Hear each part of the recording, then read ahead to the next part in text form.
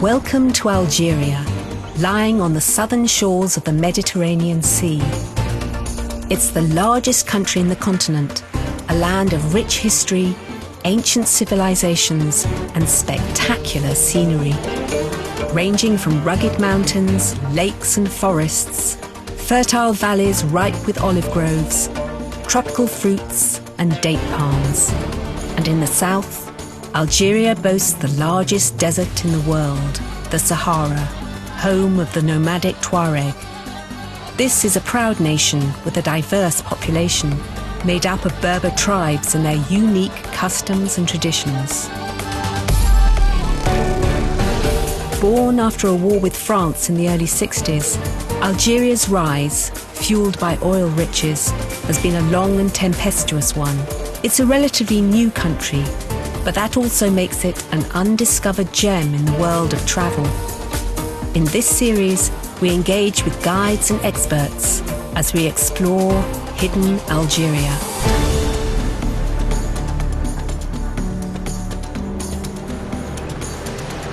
Algeria is located on the North African coast along the shores of the Mediterranean Sea, in a region commonly known as the Maghreb, bordered by Morocco on the west, Mauritania and Mali on the southwest, Niger to the southeast, and Tunisia and Libya to the east.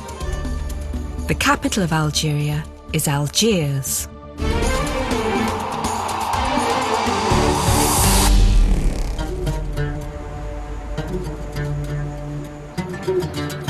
Algeria was a French colony for almost 130 years, and this had a massive impact on the country and Algiers in particular. Algiers lies at the foot of the Sahel Hills, in a bay coined by the 16th century Ottoman rulers El Jazer. It means islands. El Jazer remains Algeria's commercial hub, with not surprisingly a predominantly Muslim population. It's quixotically African, but also European in outlook. And that's because the country has been built on a history of conquests and colonization. The layout of Algiers illustrates this perfectly. The seafront is raised on a platform, lined with long avenues and quaint public squares. Beyond that, you have the Kasbah, built by the Zirid dynasty in the 10th century. The Kasbah was further developed by the Ottoman Empire in the 16th and 17th centuries. And then came France, who invaded the city in 1832. Over the next century, hundreds of thousands of French and European immigrants, many escaping hardship at home, settled here. Then their descendants became known as the Pieds Noirs, and they attempted to turn Algeria and its main cities into a mini France. Take the Kasbah away, and Algiers can be mistaken for a Nice or Marseille on the French Riviera. Architecture expert Akli Amrouche explains the layout of this fascinating city. Les Français, quand ils sont venus, la première chose, c'était bien entendu d'occuper les lieux militairement. Toute la basse Kasbah a été détruite pour faire place à un champ de manœuvre pour les militaires. Et puis on a commencé à faire des percées et ouvrir des rues pour commencer l'urbanisation. Et on a construit comme ça Alger successivement sur un plan style haussmannien, avec des immeubles de type classique, avec un soubassement, en arcade, un corps très décoré. One of the first buildings to be constructed was the National Theatre of Algeria, built to serve an increasingly colonial population, keen to build a little Europe on the African continent. Hotel ST recreates this colonial French atmosphere, as explained by its proprietor Samir Sadi.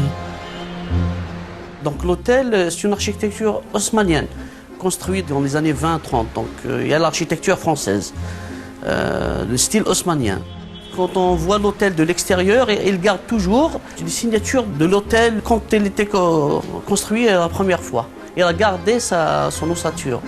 Inside, the hotel could easily be mistaken for a quaint 19th century style Parisian auberge, and it remains decisively French, even after 130 years of colonization. At the beginning of the 20th century, Algerians sought to influence these classic European designs. Algiers is awash with neo-Moorish designs, tattooed mostly on those public buildings that the French first built. These Andalusian and Moorish designs recreate the city's Muslim past. The post office, La Grande Poste, is one of Algeria's most iconic buildings. Although it was designed by two Frenchmen, La Grande Poste remains a building owned by Algerians. And it's the place where Algerians first proclaimed their national identity to their French occupiers. Algiers' main street is Didouche Mourad. Its fashionable shops do a roaring trade among the elegant French colonial buildings.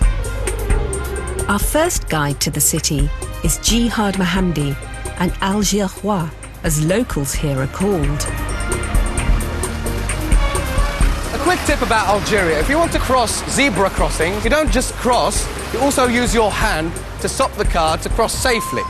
Right now, I'm heading to Didouche Mourad Street. It is the main shopping street here in Algiers, and it was named after Didouche Mourad, who was a war hero against the French colonization. Here in Algeria, we call him the Saint-Just of Algeria. Saint-Just was a leader during the French Revolution. He believed in liberté, fraternité, and égalité. And just like Didouche Mourad, he had to use a bit of violence to achieve his goals. Algiers became cosmopolitan during the period of the French occupation.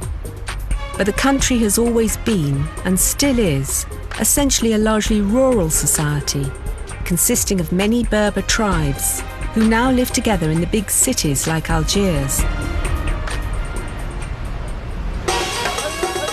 Algeria's long history as part of the Turkish Ottoman Empire has left a lasting legacy. Here, on Algiers' Telemni Hill, a former blacksmith forges enchanting varieties of Ottoman-inspired glass and copperware. Like this soldier's helmet. And this 18th century couscous bowl. Okay, so this is a dish for couscous, okay? Il a 235 ans. Okay. It's 235 years. There are symbols here, there are carvings. Non, ça, voilà, c'est le sceau des Ottomans. Okay, this is the seal of the Ottomans. Voilà. Yes. So, ladies and gents, as you can see, there are very interesting circles and shapes. I really want to know what they are. اسكو تقدر تقول لي وشنو هما المعنى ديالهم؟ بون كاينين بزاف على بالي، مي Non, il y a l'écriture, il y a la forme. There is the writing, there is the form. La forme d'un objet. The form of the object. Yes. حنا حابين هادو les symboles هادوما وشنو يعنوا؟ Non, il y a c'est l'écriture. D'accord. Ça s'appartenait pour une seule personne. Mais نهضر لك على le tout لهنا. Le tout. Okay. Voilà, la forme. Premièrement, كي تشوفها هكذا هي قبة تاع جامع. Yeah, so this form is like the top of a mosque, really. Et deuxièmement, c'est خوضة. خوضة, it's like a helmet. This represents a helmet. على الدوران. تاع الدرويش. تاع الدرويش. So this is the shape or the form of when a dervish whirls and turns around itself. c'est-à-dire لهنا راهو يقول لك اعتصم بالله يعني تمسك بدين الله. Tenez à Dieu.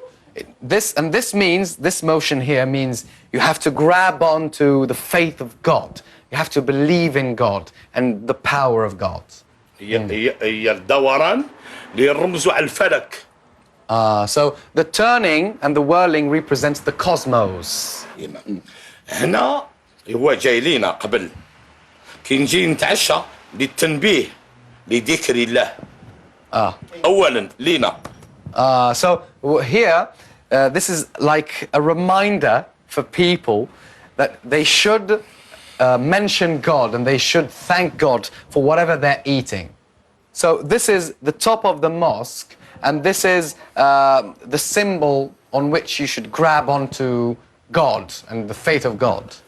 يرمز إلى المحبة الإلهية.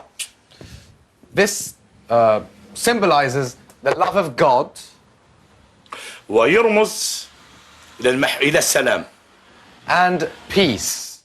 If you look around you, you see multiracial people. You know, black, white, brown, whatever. It really depends on the tribe you come from. I personally come from the Shawi tribe in the Oras region. This entrenched history of rural living has impacted on Algeria's cultural evolution. One of the main indigenous groups, the Berbers, have their own language, scripts, customs and traditions. And these characteristics have forged a unique artistic identity. In the art world especially, it's the Berber symbolism that crucially stands out, even in contemporary art. The native people here are the Berber people. And the Berber have in their language a lot of sign. So these painters, they picked up these signs and incorporated the sign, the Berber sign, into their art form. So when we look at this painting here, if we look closely, you can see that there is a lot of sign in the painting. And those signs take their origin in the Berber language. If you go to the rural areas, like the Betna, La Kabylie, and there is a lot of Shawi and a lot of Berber that live there.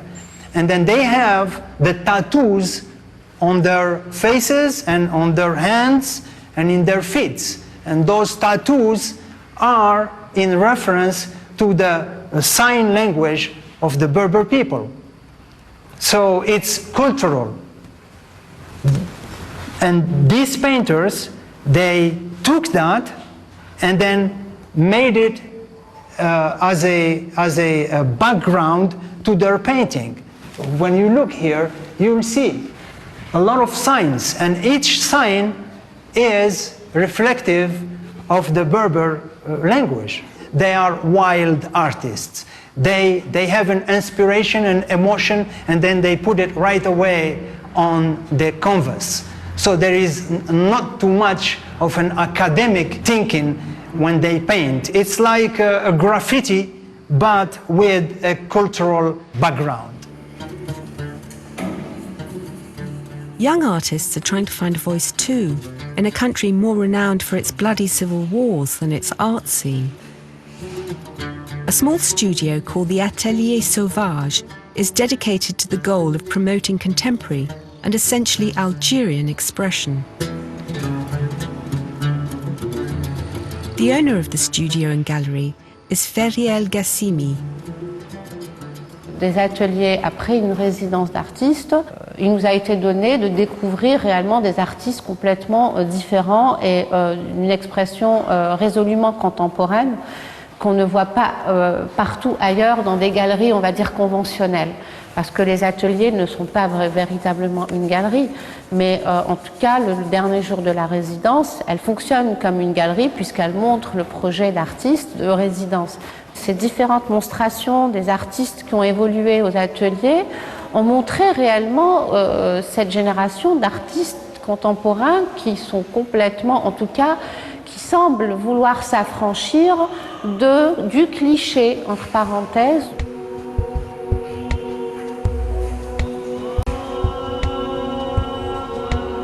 Algiers is the religious centre of Algeria, and many and varied are its magnificent mosques.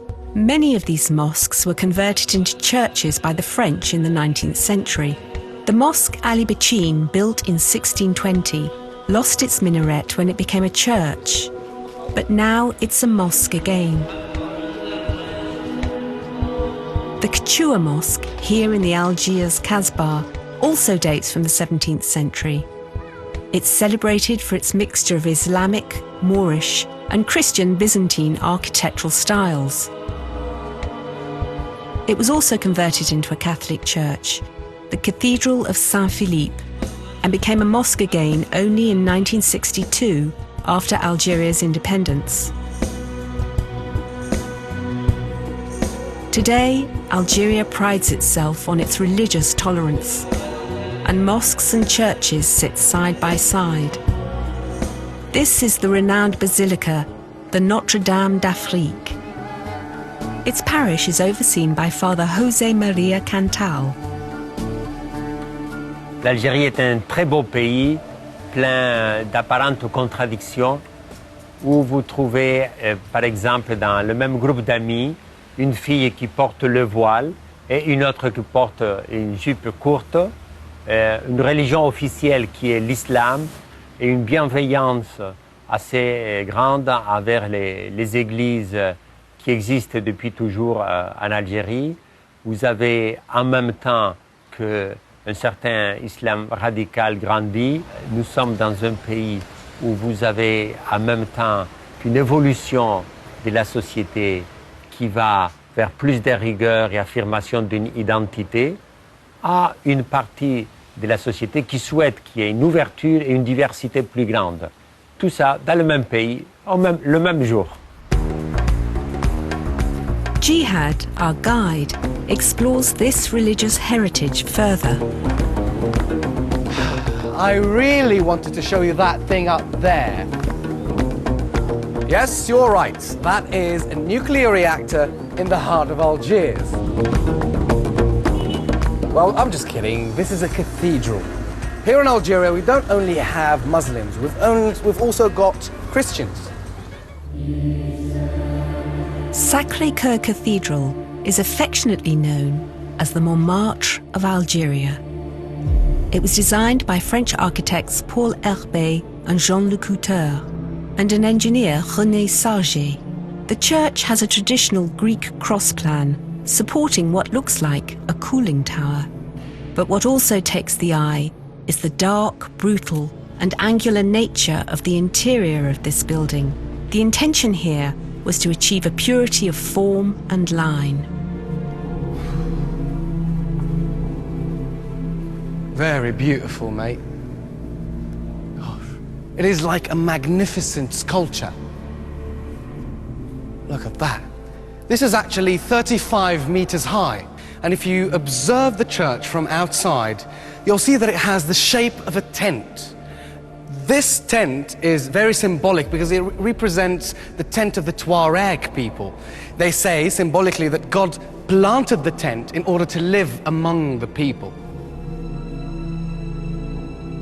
This church is called Sacré-Cœur in French, and that means in English, Sacred Heart.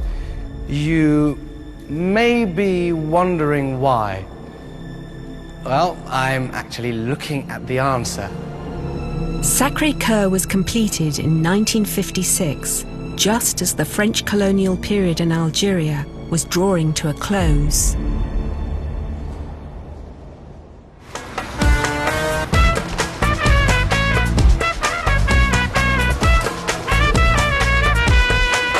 Okay, so the best way to get around here in Algiers is actually the metro. And it was built in 2011, and it's the second one built in Africa. Here in Algeria, we speak 3 languages. We have Arabic, French, and Berber. I'm choosing the French language because it's the second language here in Algeria. Un voyage métro in French, and that's in English, 1 travel ticket. And with only 50 dinars, you can get around the whole of Algiers. Only this, okay? Despite its oil wealth, Algiers Metro took nearly 30 years to build. But when completed, it ran for just 15 kilometers through the city. Next stop is the Botanical Gardens. Algiers du Hamma Botanical Garden, the Jardin des Sailles, was created in the 19th century as an experimental model farm, in the hope that what the colonial rulers could learn about the production of food stocks in the tropical climate might help to boost France's own agricultural output back home. The Botanical Gardens' peaceful 54 hectares, around 500,000 square meters, is still used for research and educational activities. But nowadays, it's also a public park and a haven for leisure, a peaceful oasis. This tree is actually called the Tarzan tree for a reason. In the 50s, the first Tarzan movie was filmed right here by Johnny Weissmuller. He actually used to hang around here with his pet chimpanzees and all. Crazy when you think about it, yeah?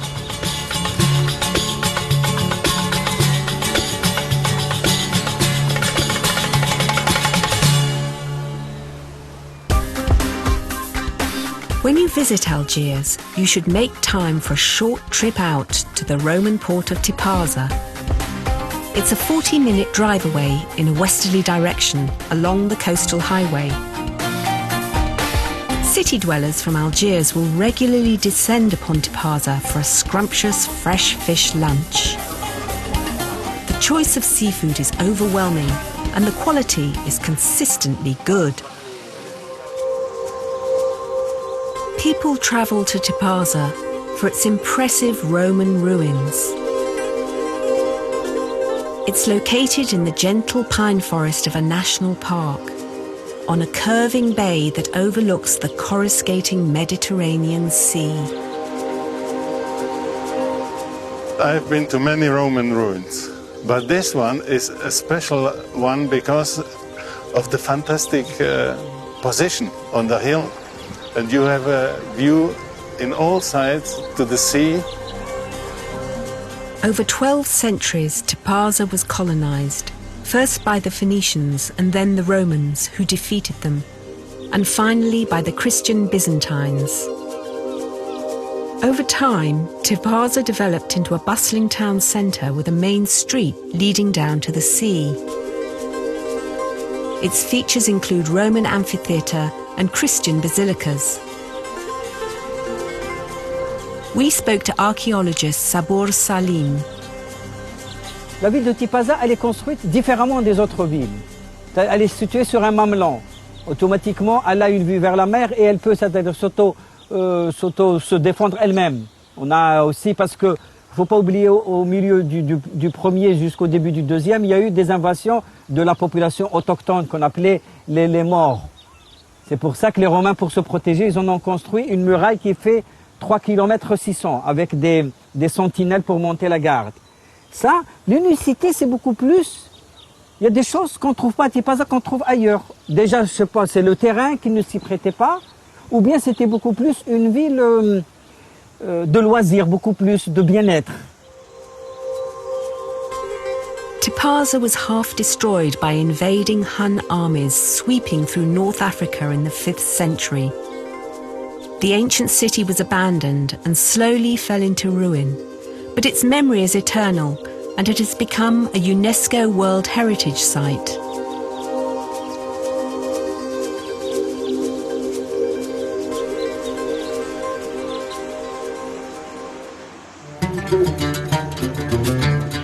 The Romans also brought winemaking to this coastal region of Algeria, although there is evidence that the indigenous Berbers had been producing wine from these fertile lands long before the Romans arrived. Algerian vintners like Farid et Ouali are proud of the wines they produce today. Ce qui nous donne très bons raisins par rapport au climat. On a ici un climat formidable, sec, on est loin de la mer. On a beaucoup d'ensoleillement, ce qui fait des raisins qui atteignent de très bons taux de sucre, ce qui donne de très bons degrés d'alcool aussi. Et aussi, donc, par rapport à la qualité des raisins, on associe le sol. Donc, c'est des sols qui est riche en limon, de l'argile aussi, donc qui permet la rétention des éléments minéraux. Et tout, donc ça donne de la fertilité, ça donne de belles grappes, un bon développement des plants de vigne. Aussi, la parcelle ici, le vignoble est protégé par cette montagne que vous voyez, c'est le mont de Bnichegran.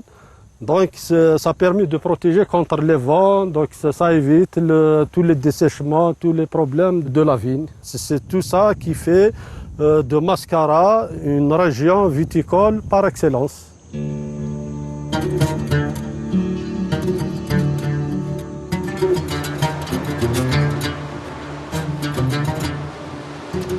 Algiers has more than 1,000 miles of coastline fronting the Mediterranean. and no shortage of beaches. This is Ain Tyre, just 45 minutes from Algiers, and it's popular with surfers. I love this place, I love the people here, they are amazing, and I love this beach because this beach is very large and it's clean. And I like the waves here. Trying to surf because today the waves are not very friendly, but yeah, I had fun. I think we started to have like this tourism mentality, and we are like more comfortable with tourists and welcoming them. Still not known to many, this is the North African Riviera, popular with day trippers from Algiers for its water sports and other beach games. Question sécurité, je peux vous assurer qu'il y a la sécurité. Donc c'est vrai que l'information qui est donnée à travers la radio, les chaînes télévisées ailleurs qu'Alger donne une mauvaise image. Il y a un potentiel ici en Algérie, il y a 1600 km de côte et c'est vraiment, on peut faire mieux, on peut donner une meilleure image à l'Algérie par rapport au tourisme parce qu'il y a un potentiel vraiment énorme.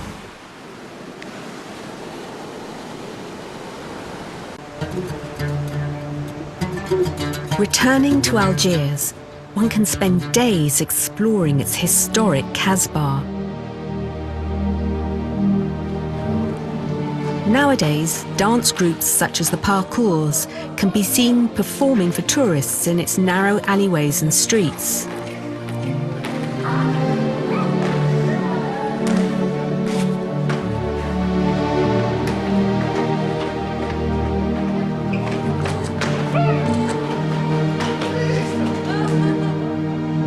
A lot of history has taken place here, from the fortified citadel complex built by the Ottoman Empire in the 16th century to the Battle of Algiers, which took place along its narrow passageways and was a major turning point in Algiers' protracted war of independence.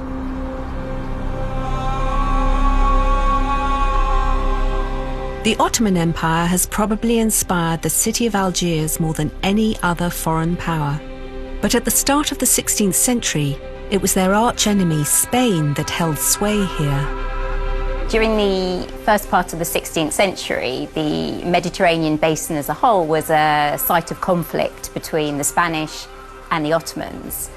Both parties began to expand across North Africa, and the Spanish captured a number of points on the North African coast, including Algiers. They built a fortress called the Peñón on the island, and they were able actually to turn their cannon on the city itself.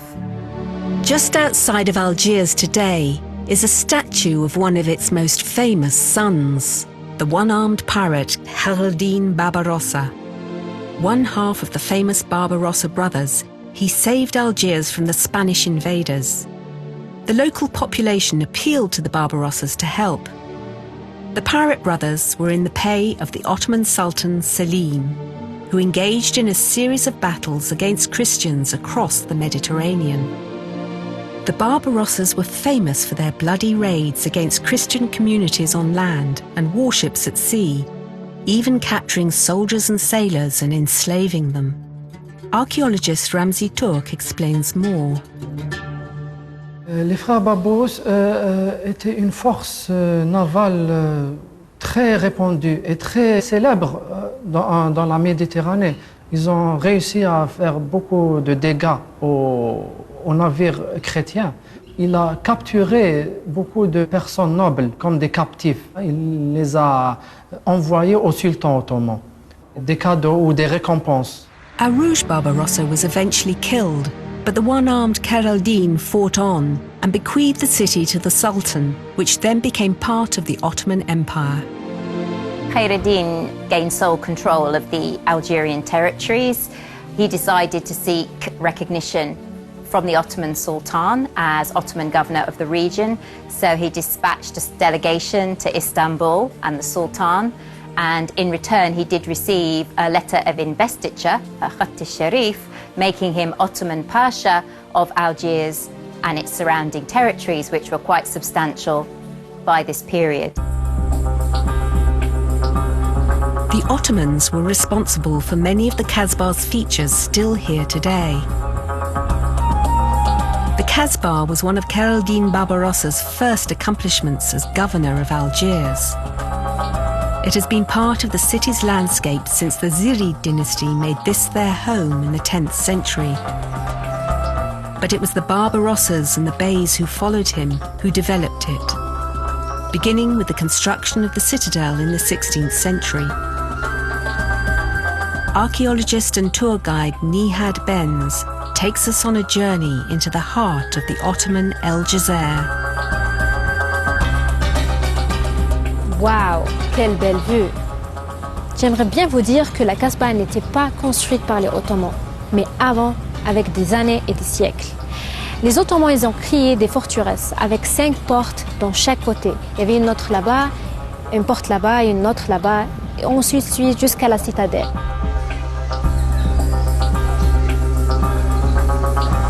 En descendant de la citadelle, on rentre dans une ruelle principale.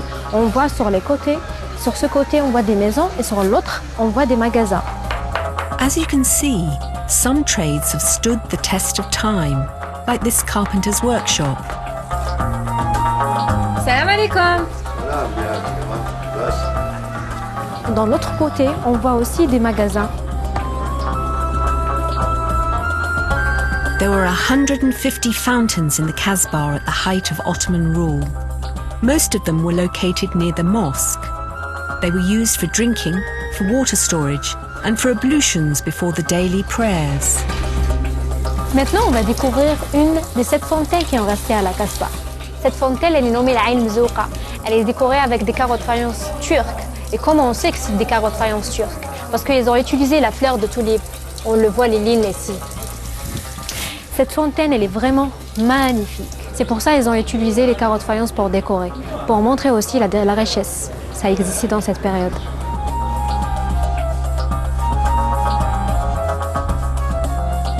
Ça, c'est un des ateliers que je l'aime trop, parce que c'est pour la céramique et pour Bahia. Bonjour Bahia. Bonjour, ça va? Bienvenue. Ça va? Haïdek. Bahia, elle fait la reproduction des carreaux de faïence, comme les carreaux de faïence qu'on a vus dans la fontaine de Ain Mzouqa. C'est des reproductions que je fais.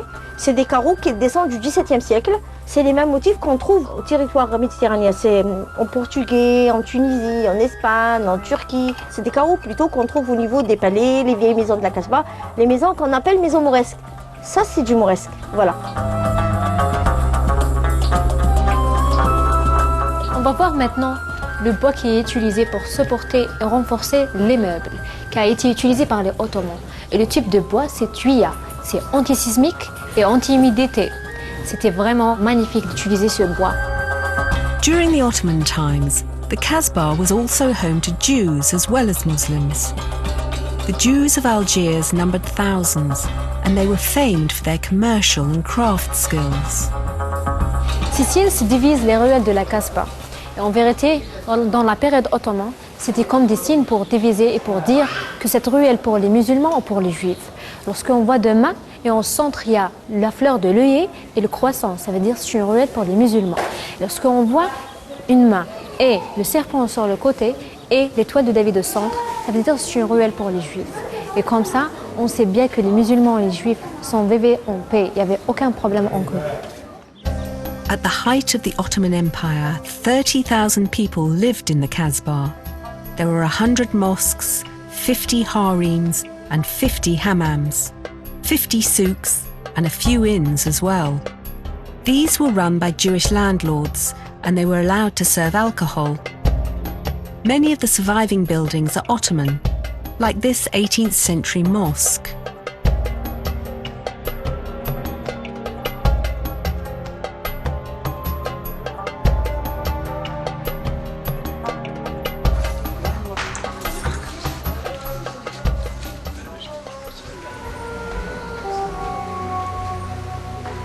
There is also the Dar Aziza Palace, built in 1721.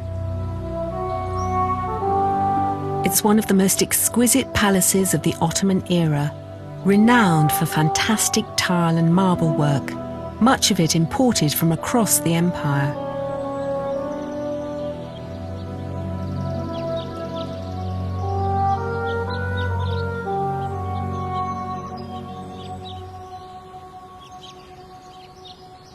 The two levels in an Ottoman palace had both an architectural and social purpose. Built around a courtyard, it aerated the palace. The first level was for guests, and the second was for the owner's family.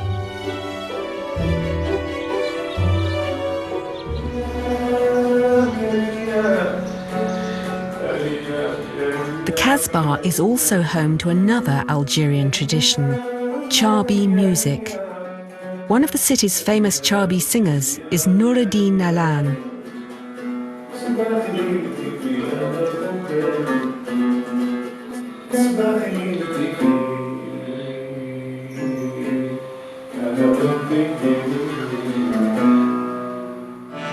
Dans la musique chabi, le chanteur, c'est lui le chef d'orchestre. Il est apte, il est prêt à jouer l'instrument. C'est un genre musical, c'est comme le country, c'est comme le blues. Il est très apprécié par la masse populaire en Algérie. Et c'est une musique on peut dire des pauvres.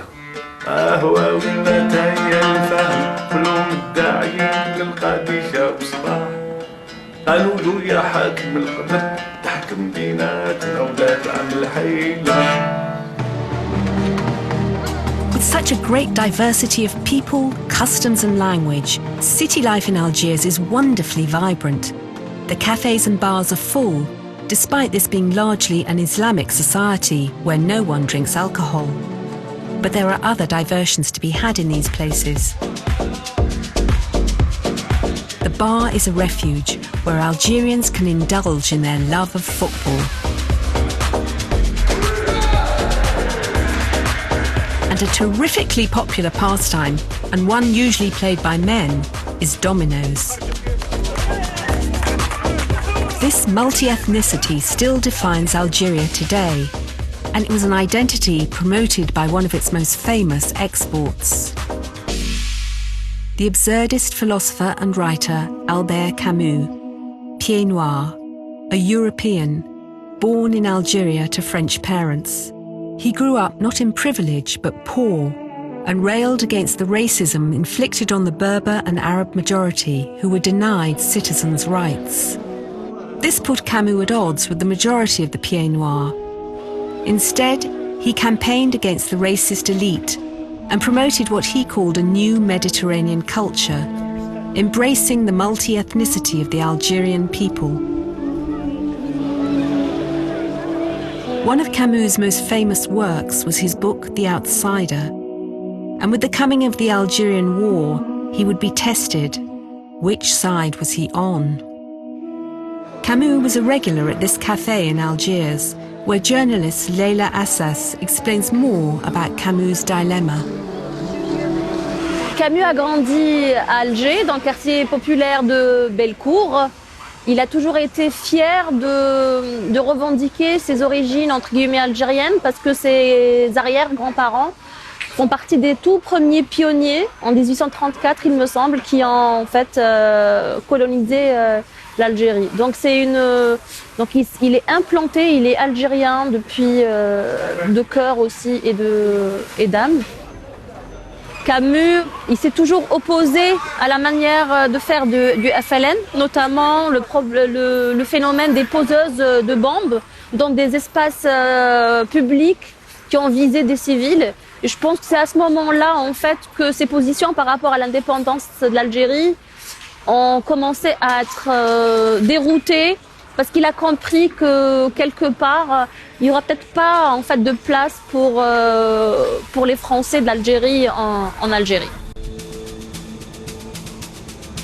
Apart from its Ottoman heritage, the Kasbah was also a stage for its greatest battle, the one for control of the country in 1956, when a guerrilla war was waged between French paratroopers and what started as a small band of Algerian freedom fighters from the FLN. the National Liberation Front. A local tour guide, Benamarish Boualem, tells us more about the story of these freedom fighters. Here we are at the bottom of the Casbah of Algiers in the Che Guevara Boulevard. Some of the walls of this boulevard are paved with some ceramic portraits of 5 of the most famous heroes of the Battle of Algiers. Ali Lapointe, a petty crook who found purpose in the Algerian struggle for independence. Talab Abdelrahman, a university-educated bomb maker. Ramel, who refused to surrender peacefully to French paratroopers. Petit Omar, who was only 13 years old when he was recruited by the French FLN. And Hasiba Benbouali. Hasiba Benbouali was one of a handful of women who set up bombs in French establishments. The most bloody explosion occurred here at this milk bar in Place Bourgault. Situated next to the statue of the Algerian 19th century nationalist hero Abdelkader, who had opposed French invasion 120 years earlier. The blast killed 3 and wounded 50 civilians, prompting a violent French counterinsurgency. The Battle of Algiers took place in the Casbah, but it began at this entry point, in the notorious Barbarossa prison, on the 19th of June, 1957. Our tour guide, Toumi Al-Krim, takes up the story. We are at the peak of the Casbah, where we can find Barbaros jail that belongs to the French colonial period. In Barbaros jail, a lot of freedom fighters, mujahid, active members of the Battle of Algiers of the revolutionary period were they got imprisoned in this jail. And just to inform you too that the first act of guillotine took place in this jail. Many FLN members were guillotined in Barbarossa prison throughout the war. There are 69 freedom fighters who got guillotined by the French. Among them, we can get Louny Aristide as a brave martyr. He was guillotined on the 8th of April 1957. And the second brave active member and a martyr, Talab Abdelrahman, he was guillotined on the 24th of April 1958. In reprisal for the executions, the leader of the FLN, Youssef Saadi, ordered his guerrillas to shoot down any French civilians aged between 18 and 54. 49 were shot in cold blood in that month alone. The French authorities reacted by placing checkpoints in the Casbah and rounding up suspects. And then, on the 10th of August, they detonated bombs on this street. Many Algerians were killed in the blast, including women and children. The 3 buildings were damaged completely by this bomb. Unfortunately, 10 of injured and 73 martyrs lost their lives. The French governor tried to establish order, but the FLN guerrillas were intransigent. The petty crook Ali Lapointe is the face of the Battle of Algiers. Our guide Boualem tells us his story. Lapointe's first mission took place in this cafe at the bottom of the Casbah. This is where the FLN would test his nerve. He was asked to wait for a French policeman who used to come every afternoon to get some new and fresh news from a waiter about the FLN and what they are doing, and kill him. A lady was charged to give him the gun. He grabbed it from her hands and he faced the French policeman wanting to kill him, but the gun was empty. It was just a test, and he headed the French, and then he asked for the people who sent the lady, who took him to Youssef Saadi, and then he started his career in the Battle of Algiers. Assalamu alaikum.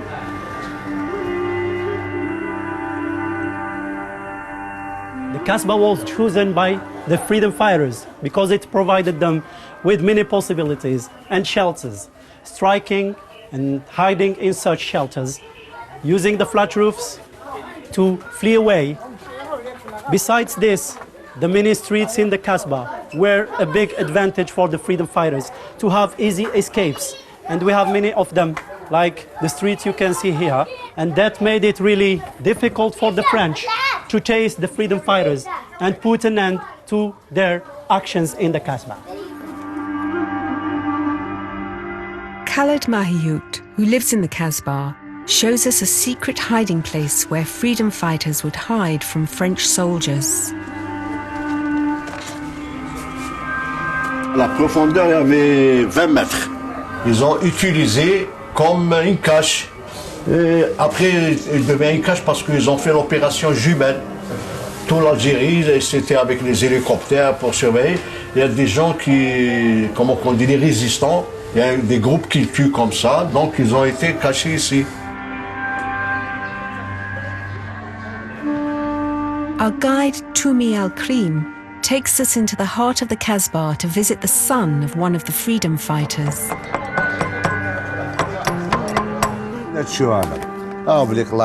Yeah, so showing you pictures, so he's going to show for us pictures. It's not to show off that we have, but just to show to the world or to the historical outline that we have an amazing heritage, historically speaking, as a revolution.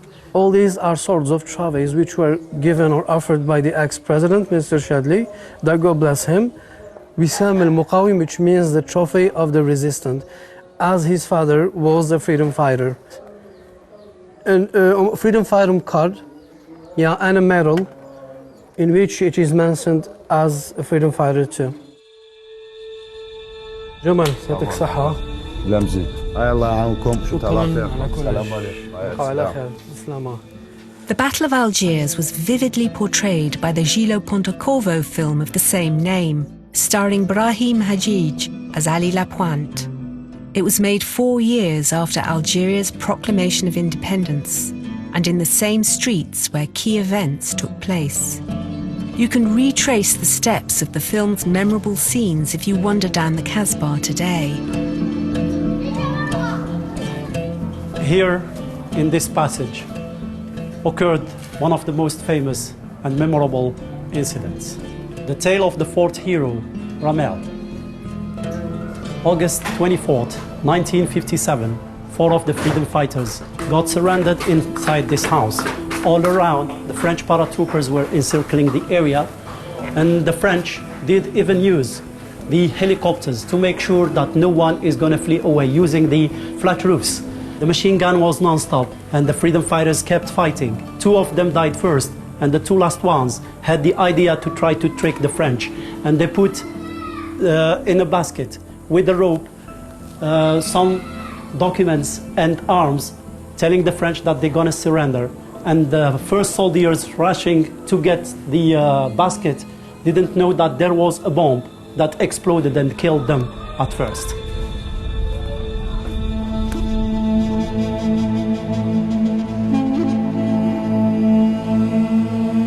The Battle of Algiers brought international attention to the Algerian struggle, and the use of torture especially split French public opinion.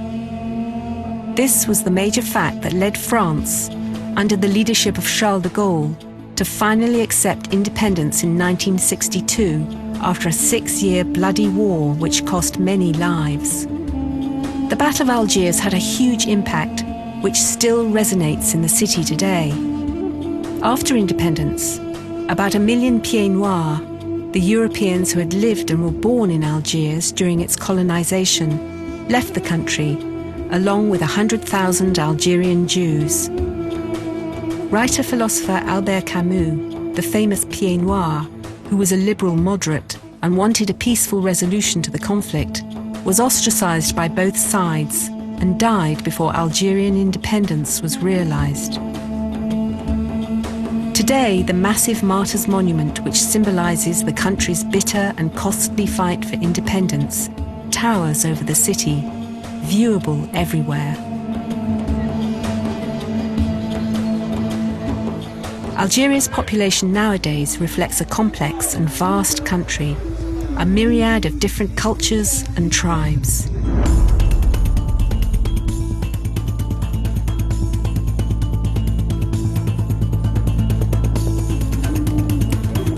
Each region is defined by its food, its own traditional couscous. They're all available here in Algiers. It's only fitting then that one of our guides, Jihad, is joined by friends to celebrate this richness and diversity. A Friday evening ritual. Oh, well, look at that. Look at what we have. All right, it's a So good. variety of This is the food. best part about being Algerian. Yeah, right. I love it. Yeah, I agree. The whole thing with couscous is that actually in Algeria, we don't call it couscous. I feel like in a lot of regions, we call it tam, which means food. I mean, couscous is food, and then every other region has its own way of preparing it and serving it. It's the best part about being Algerian. Yeah, right. It's Yeah. just like every Friday, this dish is cooked in every Algerian house. Families who don't see each other like for the whole week, they get to sit down and have it. Like every Friday. Yeah. Cheers. All right. Let's eat. Let's Yeah, do all this. right, let's do it. Love it. Good.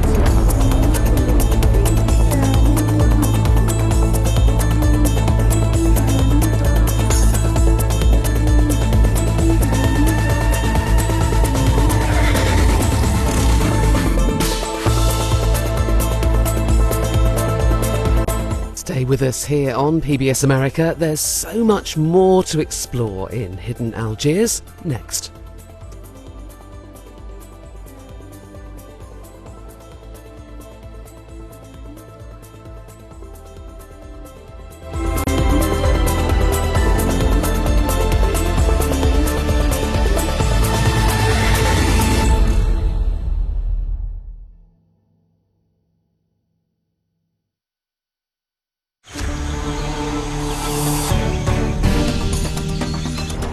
Welcome to Algeria, lying on the southern shores of the Mediterranean Sea. It's the largest country in the continent, a land of rich history, ancient civilizations, and spectacular scenery. Ranging from rugged mountains, lakes and forests, fertile valleys ripe with olive groves, tropical fruits and date palms. And in the south, Algeria boasts the largest desert in the world, the Sahara, home of the nomadic Tuareg. This is a proud nation with a diverse population, made up of Berber tribes and their unique customs and traditions. Born after a war with France in the early 60s, Algeria's rise, fueled by oil riches, has been a long and tempestuous one. It's a relatively new country, but that also makes it an undiscovered gem in the world of travel. In this series, we engage with guides and experts as we explore hidden Algeria.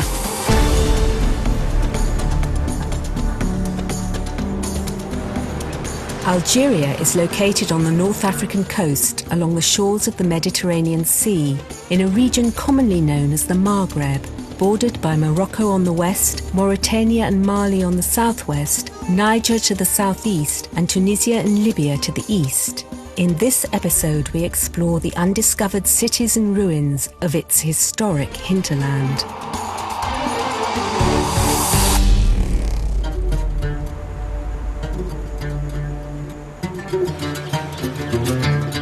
The Mediterranean Sea, highway of the Phoenicians and Romans from 800 BC to the 4th century AD. They used the North African coast as a staging post for their expansive trade. Not surprising then that Algeria's first cities sprang up as ports along its gorgeous coastline. Our Algerian coastal tour starts in ancient Tipaza, en route to Spanish-influenced Oran. Leaving Oran, we drive to the agricultural foothills of the Shelif Valley, to Tlemcen, Algeria's ancient royal capital. We head east into the Orez Mountains, the land of the Kabyle and the settlement of Timgad.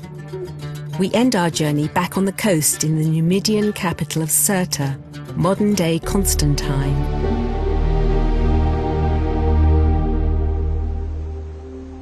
The coastal hills surrounding Mount Shinua are lush, a region ripe with vineyards. In the mountain's shadow lies Tipaza, an ancient Phoenician harbour that grew into a Roman colony under Claudius in 43 BC. Among the ruins, you can still find the remains of theatres, villas, and Christian basilicas. It was here in the 3rd century that Christianity entered Africa.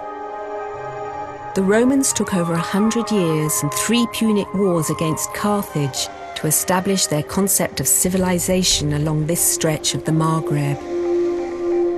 Rome originally was involved in a major power struggle with Carthage, situated in modern Tunisia, in the late Roman Republic.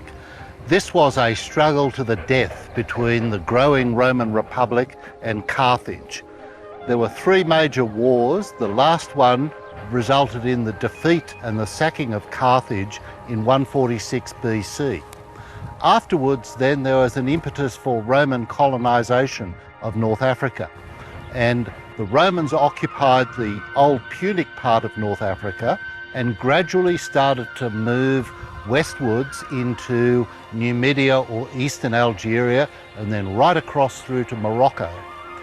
That process was a gradual and careful one because there was a pre-existing kingdom in this area, a Numidian kingdom with significant architecture. The most impressive example is this striking royal tomb that erupts from the ground like a giant molehill just a few minutes' drive from Tipaza. The site is a magnet for tourists. This royal mausoleum of Mauritanian kings is the resting place of the Numidian ruler Juba II and his wife Selene. Selene was the product of that most passionate love affair between Cleopatra and Mark Antony. To the casual observer, the tomb looks like a pyramid placed on top of a Greek or Roman Colosseum. What you see in Numidian architecture and Numidian funerary architecture is a fusion of ideas from throughout the Mediterranean.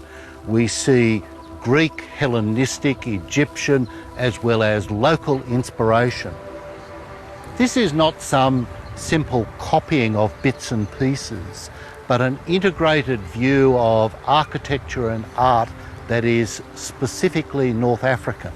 And so you see in those royal tombs elements of architecture that have been adapted from elsewhere throughout the Mediterranean world, but fused together in a form that is specifically and uniquely Numidian and North African. The Ottomans, who ruled Algeria in the 16th century, called this royal resting place the Tomb of the Christian, as there's a cross panel that adorns its entrance. They ordered its destruction, but when their workmen were killed by a swarm of bees, the mausoleum was thought to be cursed. And so here it still stands, a playground for families on their weekend outings. Our first stop from Tipaza is Oran. To get there, it's a 4-hour car drive along the A1 highway. Oran, pronounced Houaran, is Algeria's closest point to Europe. It's always flourished as a busy port, and it still services cargo ships and ferries making regular runs to Casablanca and Marseille. In the 19th century, it was a favourite destination for hundreds and thousands of French immigrants fleeing poverty in France and settling here. Over the course of the next 100 years, the descendants of these migrants became known as Pieds Noirs. Although born in Algeria, they felt French, and over time became the rulers of Algeria. The French influence in Oran remains to this day.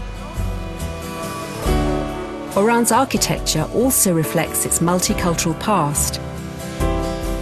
For Oran has an historic Spanish influence too. A bull ring still dominates Oran's old Spanish neighbourhood. Among the first settlers here were Andalusian merchants, who plied their trade as far back as the 9th century. Today, Oran prides itself as a holiday destination, with tourist hotels fronting sandy beaches. They run along a 1-mile coastal stretch of resorts called Les Andalous.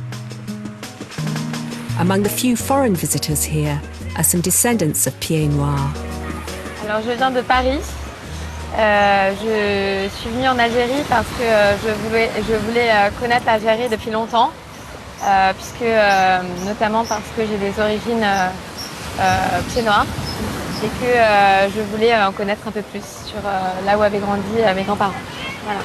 C'est le voyage de mes 30 ans, donc je voulais faire un voyage qui a du sens. Et le fait de voyager en Algérie, qui est en train de se libérer, etc., ça avait beaucoup de sens pour nous de le faire, puisque chacune a une attache différente avec l'Algérie. Donc c'est important pour nous de le faire, ce voyage. Voilà. We found a local guide, Zaki, to show us around and give us a few insider tips on the city. Salam alaikum, bonjour tout le monde, je m'appelle Zaki, j'ai 28 ans, je travaille dans la publicité et j'habite à Oran. Ici, vous êtes chez moi. Je me lève tous les matins en regardant la montagne Marjajou et tout le centre-ville. La mer. Aujourd'hui, je vais vous montrer mon Oran. Let's go. Quelle belle journée. De toute façon, à Oran, il fait toujours beau.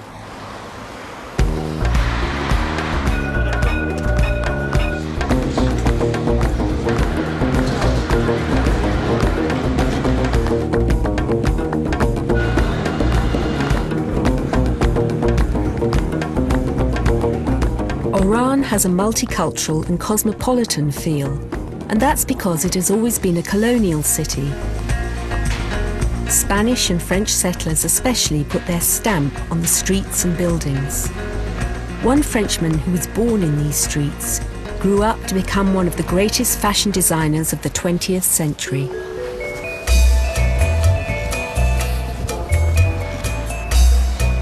Vous connaissez cette maison? Non? Elle est plutôt par là, vous aurez une meilleure vue. Et là, vous l'avez reconnu? Toujours pas. Et pourtant, l'un des plus grands créateurs de mode est né ici. Vous connaissez Yves Saint Laurent? Eh oui, Yves Saint Laurent était oranais. It was in this house that Yves Saint Laurent was born in 1936, and he grew up in this district of the city. As a designer, he was heavily influenced by the colours and vibrancy of North African clothes and their features.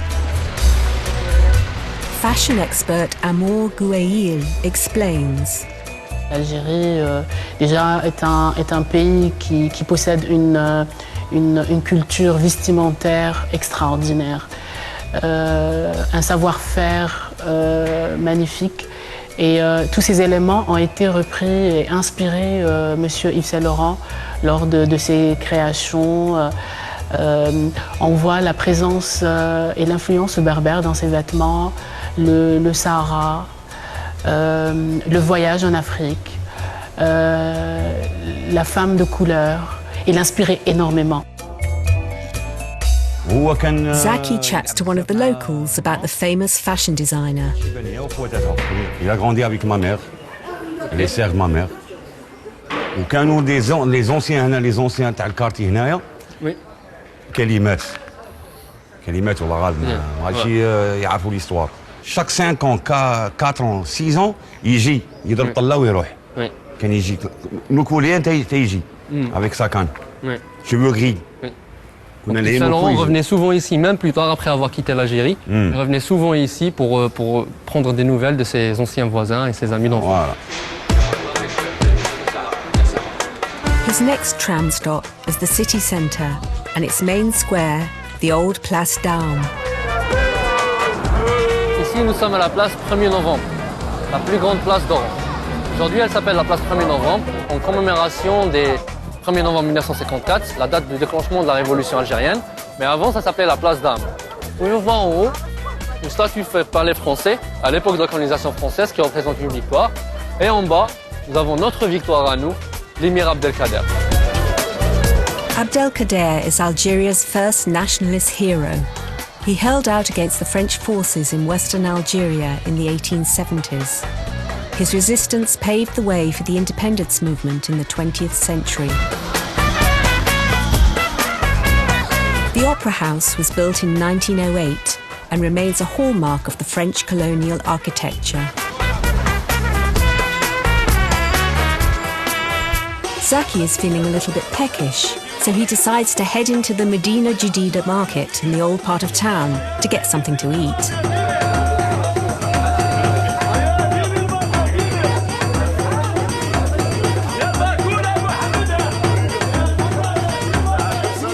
معكم هذا مثل خلي نعطيك. Vous connaissez ça? On appelle ça metla. C'est un pain typiquement algérien et très connu dans l'Ouest. C'est très chaud et tellement bon.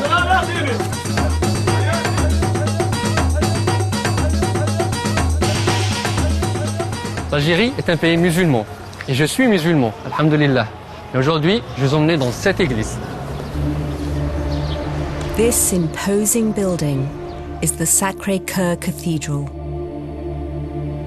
Built in 1913.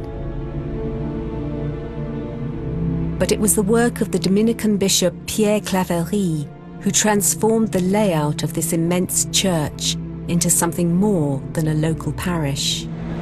He turned it into a massive public library. Bishop Claverie believed that overhauling his own cathedral into an open library would contribute to the national task of educating a growing young society, and that it would enhance friendships between Muslims and Christians and heal some of the old wounds left over by the War of Independence.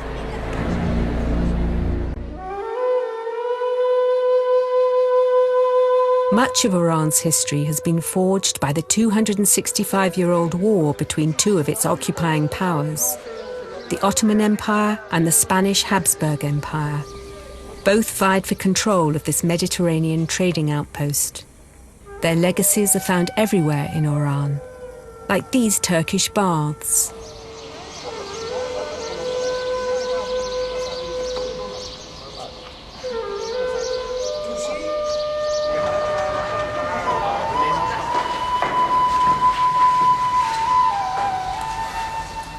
On est dans les bains turcs, dans le quartier de Sidi el-Houari. Cette salle servait de salle d'attente pour accéder au bain, et je pense avoir quelques informations sur lui. Alors selon le guide Oran, the Turkish baths were built by the Bey of Oran, Bushilagem, in 1708, and it served as an annex to the mosque in this quarter.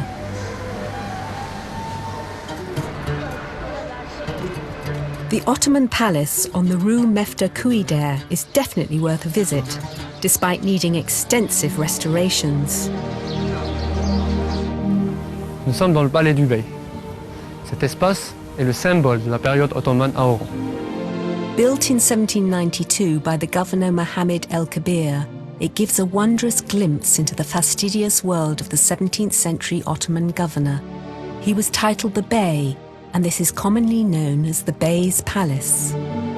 Le palais est justement construit au-dessus de la forteresse espagnole Ros el Khazar, sur une colline qui domine toute la ville. Et il a 3 compartiments. Le diwan, le harem et le pavillon de la favorite. Pour cet espace, il y a 2 histoires. La première histoire parle de Mohammed el-Bey Kibir, le bey d'Oran, qui était un soufi et qui utilisait cette salle comme un espace de prière et de méditation et d'isolement. La deuxième histoire parle du pavillon de la favorite, c'est-à-dire parmi toutes les femmes du bey Mohammed el-Kibir, sa favorite habitait dans cette chambre.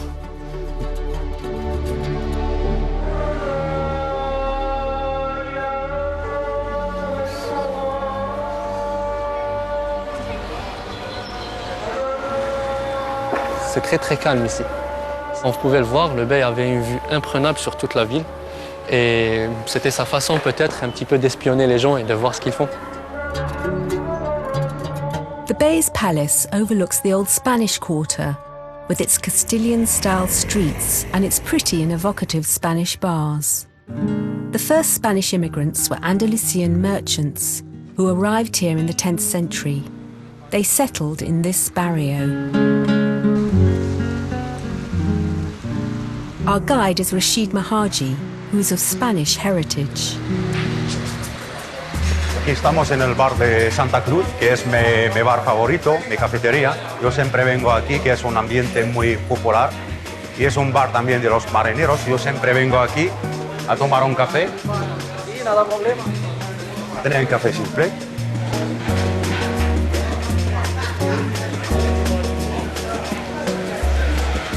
Mi nombre es Rashid Miadji. He nacido aquí, en este barrio, en esta zona, y es la parte española, digamos, de la ciudad de Orán. Y yo hablo español así natural. Para mí es mi segunda lengua. Yo hablo español como el árabe, ¿no? Y aquí todos son argelinos, pero es como una cultura española, es una mezcla, para mí una mezcla, ¿no? Una mezcla entre el norte de África y la costa de España. Spanish immigrants who arrived here in the middle of the 19th century were often unemployed labourers who had lost their jobs with the mechanisation of the Industrial Revolution. Guy Bonifacio is a descendant of Spanish Pieds Noirs, whose grandparents settled in Oran in the 1860s. His family has remained here ever since. Mi abuelo era musicien, hacía el violón y jugaba en las fiestas, musicien professionnel de violon. Ma mère pianiste, elle jouait dans le cinéma muet. Les Espagnols assuraient la main-d'œuvre. Ils étaient cordonniers, fabriquaient des chaussures, les espadrilles, les savonneries. Le travail de la calère, c'est le four à chaud, les travaux de maçonnerie. Ils étaient en tous ces petits métiers. Mon père était tourneur sur métaux. Il est très peu allé à l'école, mais il avait un métier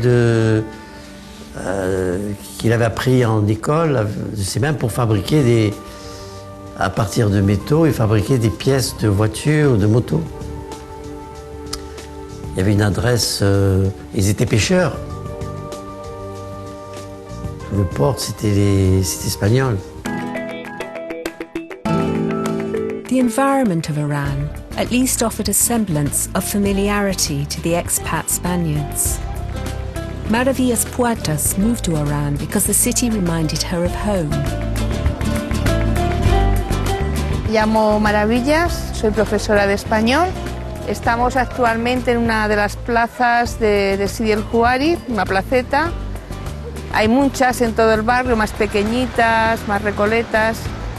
Esta es la de la Perla. Actualmente había una zona de baños públicos que luego más tarde cubrieron y que explica un poco el tipo de vida que llevaban aquí los españoles exiliados, que era pues como la de España, ¿no? Placetas para reunirse, tomar el fresco por la noche, charlar. Una zona muy viva, con muchos niños, mucha gente, muchos mercados. Para los franceses había los argelinos en lo más bajo, a continuación los españoles y luego estaban ellos. Entonces eso explica que los españoles vivieran en este barrio humilde, donde las construcciones no son de lujos, son populares y por eso están un poco más deterioradas que las de la zona francesa. Algeria's most famous adopted son was the writer Albert Camus. Born of a Spanish mother and a French father, Camus grew up in Algiers. It was here in Oran, when he first worked as a school teacher, that he developed his existential philosophy, born out of the struggles of the natives in the face of colonial rule. He wrote one of his famous works, The Plague, here in Oran. The Spanish influence in Oran extends to the local cuisine. Let's return to our guide Zaki. Et je vais vous faire découvrir le repas le plus populaire de la ville d'Oran, mais aussi le moins cher, à Kalentika. This is Spanish peasant food.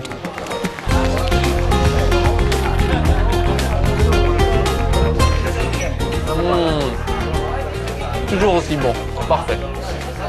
La Kalentika, en fait, est un plat espagnol, à la base. La légende dit qu'il a été inventé dans le fort de Santa Cruz, à l'époque espagnole. Donc il y avait les militaires espagnols, il y avait une pénurie de repas.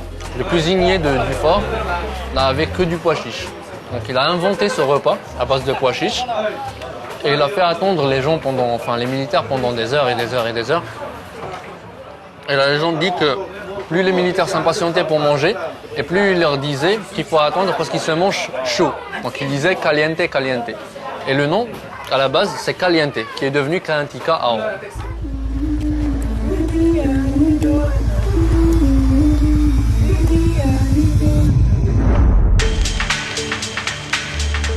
Fort Santa Cruz on the summit of Mount Mordajo. It's 400 meters above the sea. An Ottoman fort constructed in 1577 and modified by Spain, which took over Oran nearly 30 years later, and which they held for another 300 years. And they grow all around the castle. Zaki meets restoration architect Radia Bourbia. So there's an old saying about Oran stating that the Spanish exchanged mountains of gold for mountains of rocks. They were really determined to take over Oran, and they built a whole system of fortifications. For example, this one. It's shaped like a star. Yeah, I can see that. Yeah, it has pointy ends to prevent direct hits of cannons. And this castle looks over other castles underneath.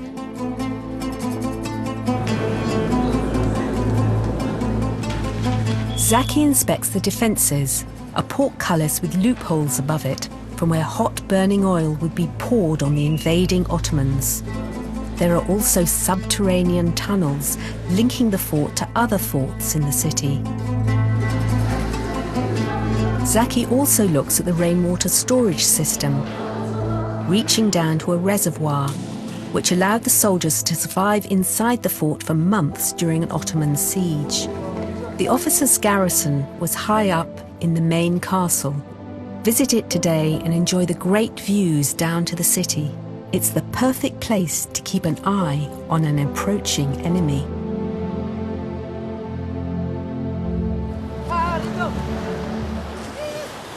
Le soleil se couche, c'est déjà la fin de notre journée. J'espère que vous avez aimé ce que vous avez vu. En tout cas, j'ai essayé de vous montrer un petit bout de ce qui est mon Oran. Si vous voulez voir Oran en entier, il faut venir ici, croyez-moi, ça en vaut le détour. Salam. Ah, mais il reste une dernière chose à faire. Vous ne pouvez pas venir à Oran sans goûter à la Méditerranée.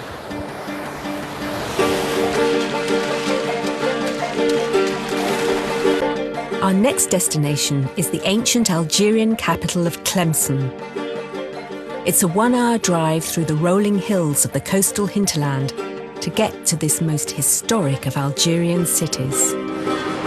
It means spring in Berber.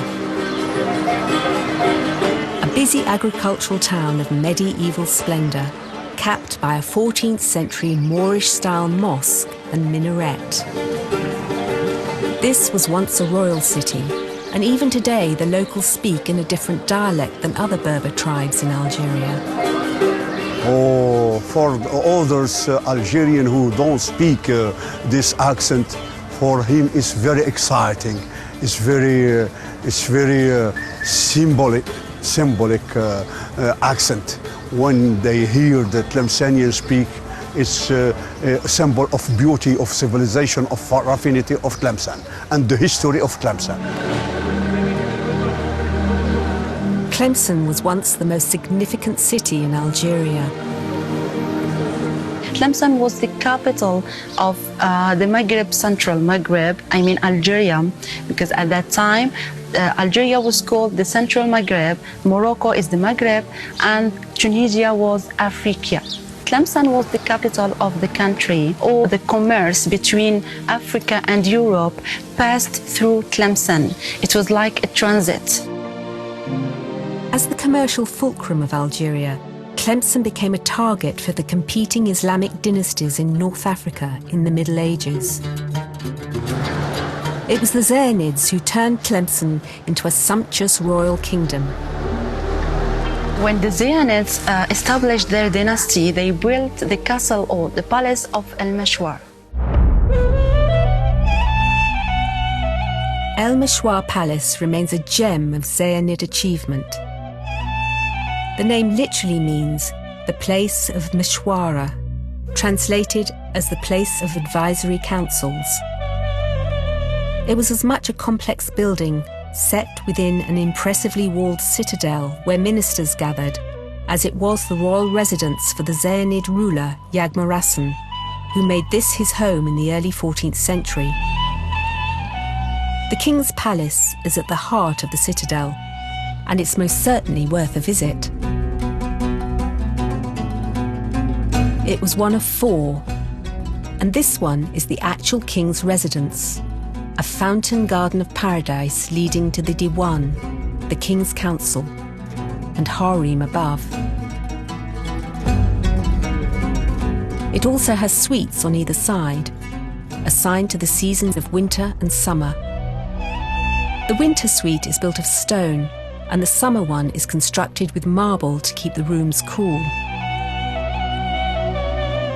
The building has an Andalusian style of Islamic architecture, wrapped in Quranic inscriptions, largely restored from the foundations that have survived wars and uprisings. Original slabs can be seen in the stonework to reference the reconstruction. Most peculiar, however, are several long white tunnels. One is the king's personal exit to the mosque, but the other was his escape route. When the city was besieged by the Marinid enemy who descended on Tlemcen at the end of the 13th century, it was thought that the citadel was impregnable, especially with its thick defensive walls, which have survived the test of time. At 1299, the Marinids king Abu Yaqub al-Mansur came here to dominate the city of Tlemcen, and he came here in this place which was out of the city and built a military camp to control the city and to attack, of course, to attack the city, to dominate it. This is El Mansoura, the remains of Yaqub's military camp, from which he hoped to conquer the walled city of Tlemcen. A minaret overlooks the enemy so soldiers could keep a lookout. The minaret of Al-Mansoura is a very particular one. Why? Because it was built very high. It used to have 45 meters of height, and it was built in purpose to have the chance for the king to watch all what is happening in the city.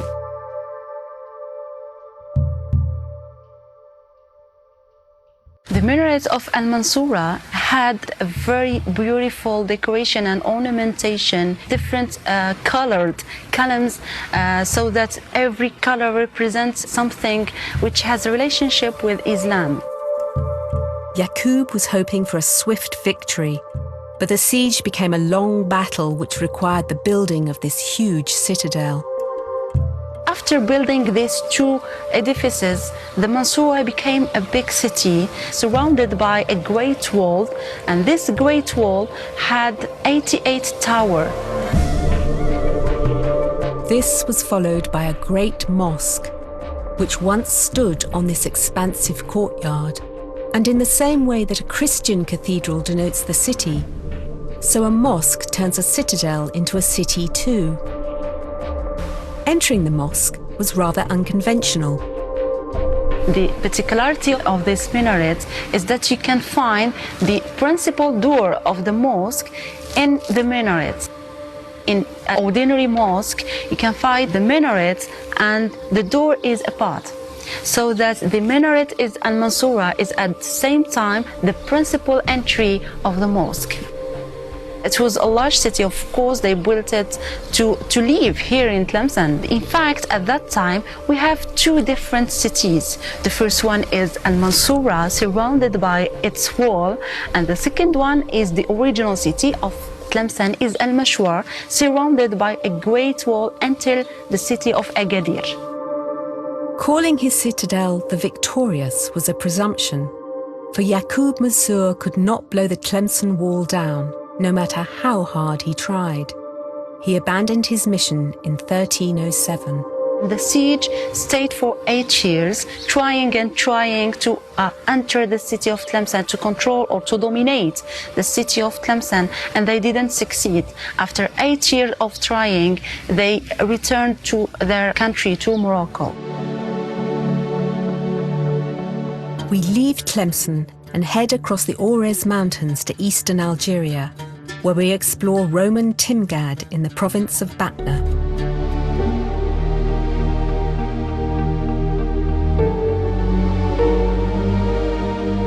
This is one of the least developed areas of Algeria.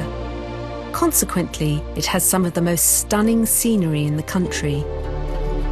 It is not surprising that this region was once the domain of those Berber kings of yore, the Numidians. Their tombs dominate the Batna countryside.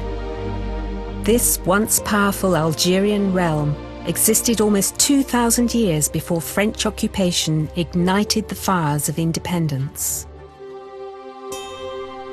In the plains of Batna, along the foothills of the Aurès mountain range, there's also a Roman settlement, so well preserved that it's called Algeria's Pompeii.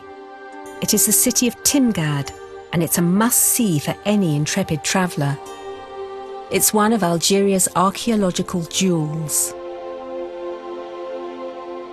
Timgad was built by the great Roman Emperor Trajan in 100 AD as an encampment for his Roman soldiers of the 3rd Augustan Legion. Thereafter, the area flourished because of the high productivity of these high plateaus for wheat production. And the wheat of North Africa, and later its olive oil, were major economic resources for the area. The town is famously signposted by a great triumphal arch, and every visitor to the settlement had to choose which god to please. Local archaeologist Kader Ben Salah knows this site well. On a deux inscriptions importantes, donc qui sont encore sur place in situ, où on a l'inscription dédiée à l'acte Concordia et l'autre au dieu Mars, donc au dieu de la guerre. Et c'est comme si, quelque part, on voulait dire que si vous voulez venir dans cette ville avec la paix, vous serez les bienvenus. Mais par contre, si vous venez avec des idées belliqueuses, vous aurez donc ce qui vous attendra, vous saurez ce qui vous attendra. Once inside the main carriageway, you can truly behold this breathtaking settlement on what is a supreme example of Roman urban planning. Timgad is a perfect square, consisting of 111 blocks, comprising of houses and public buildings. The town is bisected by two main streets set perpendicular to each other. Cette ville a été construite selon un plan typiquement romain, c'est-à-dire deux voies principales qui est le Decumanus Maximus et le Cardo Maximus, qui sont les axes des 4 points cardinaux, donc qui font le nord-sud pour le Cardo Maximus et l'est-ouest pour le Decumanus Maximus. Alors, les deux voies se rencontraient au niveau du Forum, qui est la place centrale de la ville, et où c'est le cœur battant de la ville, où on a une basilique judiciaire, une curie et aussi le Capitole. The Forum was the centre of all Roman public life. This was both the place for social gathering and for selling goods.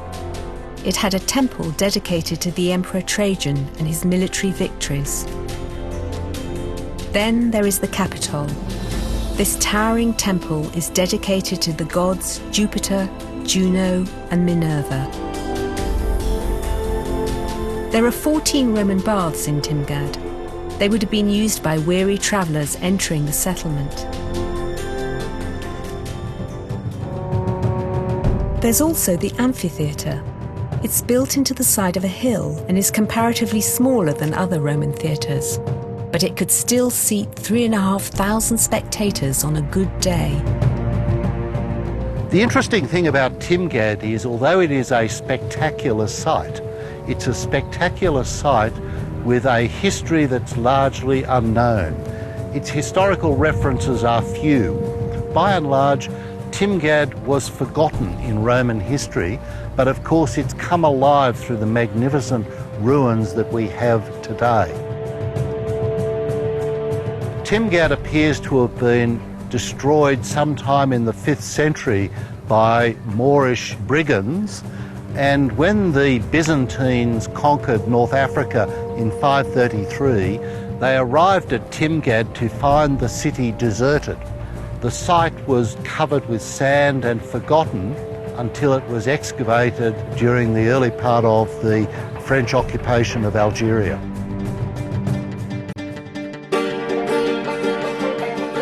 Our next destination is Bajaya. It's a scenic 3-hour drive through fantastic scenery in a region known as Kabyle.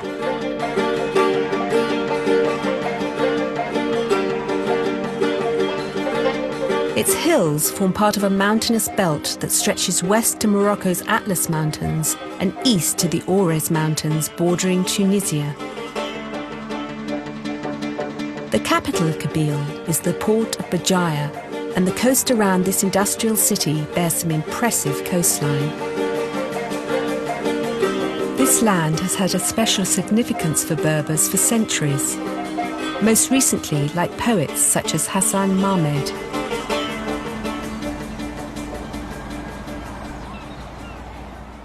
إلي ذوين ور نكان ور نسكان ضقت ذك زال ديما يوكي أكرفدنت لمواجي سنيقو فلا أكتيرنت لمواجي وقيق وقارنت وقاق أكغزنت لمواجي لقاي وقارنت لقاي إلي ذوين ور نتسقال ور نحنس يشفون وريستو ذو الميسن ثو الدرس أكرفدنت لمواجي ندان وندن نيطان نيت اللين وزكاز والسايق النكرن. Kabyle is a Berber heartland. The Berbers are the indigenous people of North Africa who were here centuries before the Arabs arrived in the mid-7th century. Berbers are famed for their craft skills, like pottery and carpet making.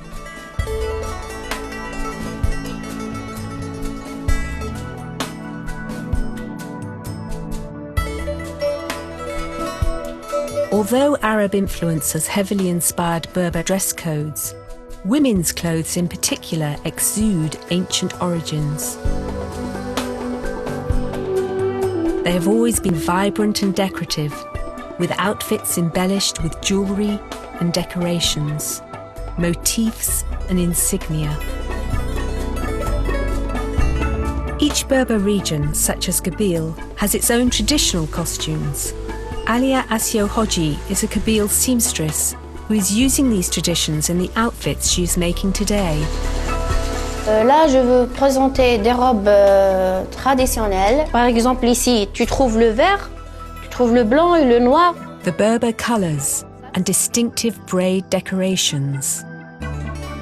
Mais là, j'ai modifié, je le fais avec un galant. J'ai un motif de la clé de Hogar. Il ressemble un petit peu à la clé de Hogar. Avec, en même temps, c'est un motif kabyle. Folk here speak a Berber dialect, Kabyle.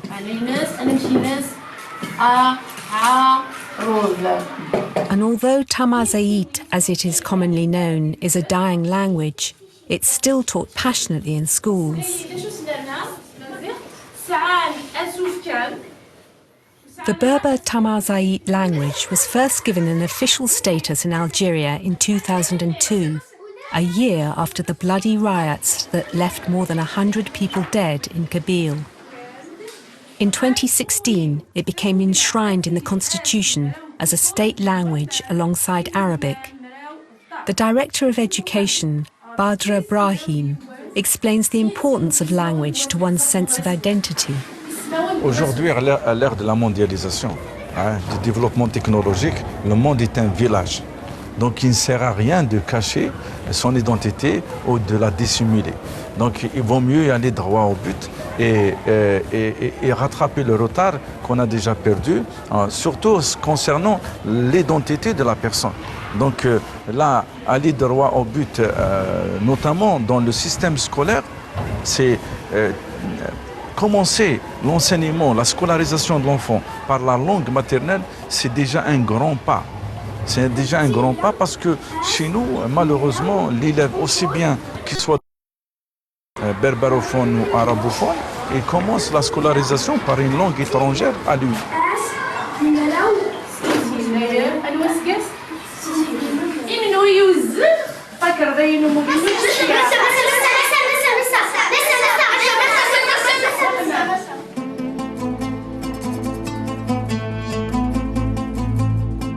Our final journey takes us to historic Constantine. Its unique geography has it sitting on a rocky outcrop connected by 8 bridges.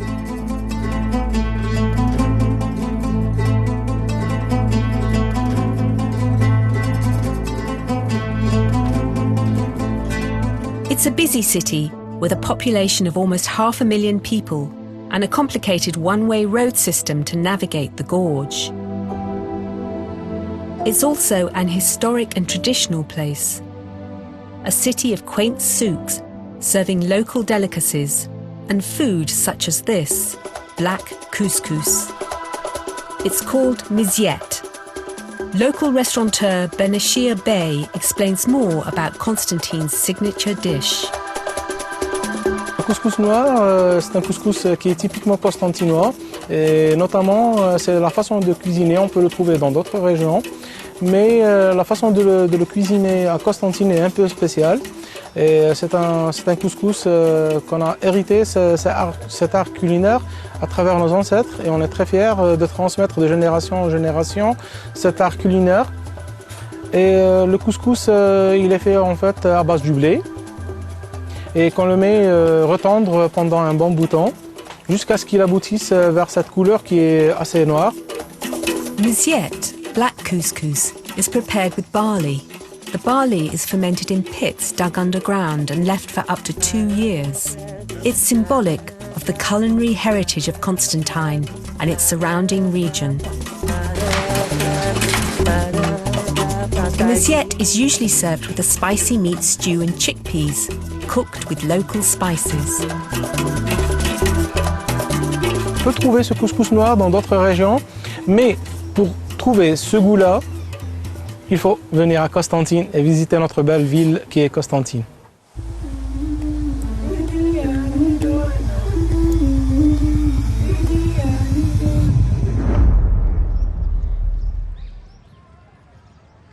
The Abdelkader Mosque is the oldest in the city. It's what the locals call their Taj Mahal. Built in the 13th century on the site of a pagan temple, it was intended to hold most of Constantine's population. Although it has been rebuilt over the centuries and has a modern facade, the interior still retains some of its original features. The monumental mosque seeks to make a powerful Islamic statement. Possibly because Constantine, before the coming of Islam, was Roman Christianity's first Algerian city. It was named after its pious emperor of the same name. The Phoenicians called it Sirta. In fact, Constantine has always been at the centre of Algeria's political and cultural life. The Sirta Museum in the Old Town Hall offers up an eclectic display of statues, friezes and tombstones. The museum's director, Dr. Amel Soltani, tells us more. La spécificité de ce musée, c'est que c'est un musée qui raconte toute l'histoire de l'Algérie. The Constantine story begins with these Phoenician tombstones found in the region, commemorating pagan deities like the fertility god Baal. Phoenician traders then gave way to the Carthaginians who founded the city of Sirta. It then became the capital of the Kingdom of Numidia until it was annexed by Rome in 46 BC. Roman Constantine the city was once gloriously decorated with fountains. This is a surviving sculpture of the Greek god Dionysus, or the Roman one Bacchus, the god of agriculture, fertility and wine.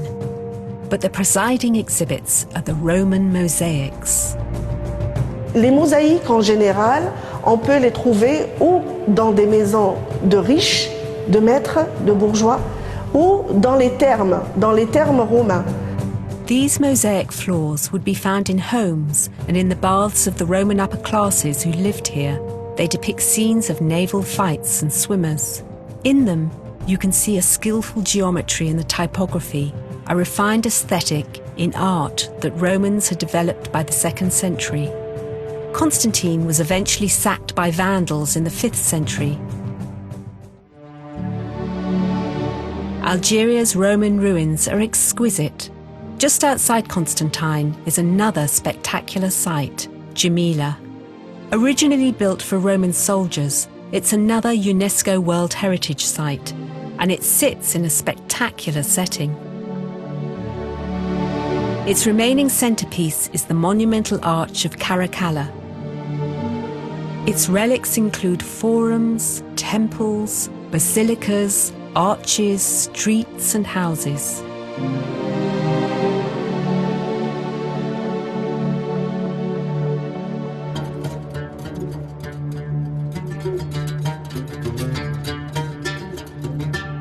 Jamila remains one of the most impressive examples of how the Romans adapted their architecture to mountainous locations. It is situated on a hilltop surrounded by hills of the Atlas mountain ranges at an altitude of 3,000 feet.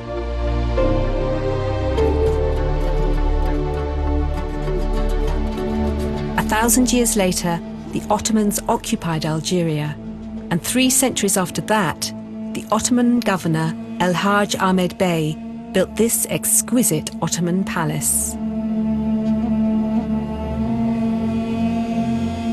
The palace has a harem overlooking a series of courtyards ringed by tiled arcades. It's a beautiful Islamic depiction of paradise and is one of the best restored palaces of its kind in all of Algeria. Local guide Rouag Meidine tells us more. Pour l'architecture du palais, il y a un mélange entre le style mauresque, c'est toujours, il y a deux jardins à l'intérieur. Le premier jardin, c'est le jardin des orangers et le jardin des palmiers. Le style mauresque, c'est toujours les jardins à l'intérieur. Comme la Rambla, Sevilla, Cordoba, c'est toujours, il y a un jardin à l'intérieur.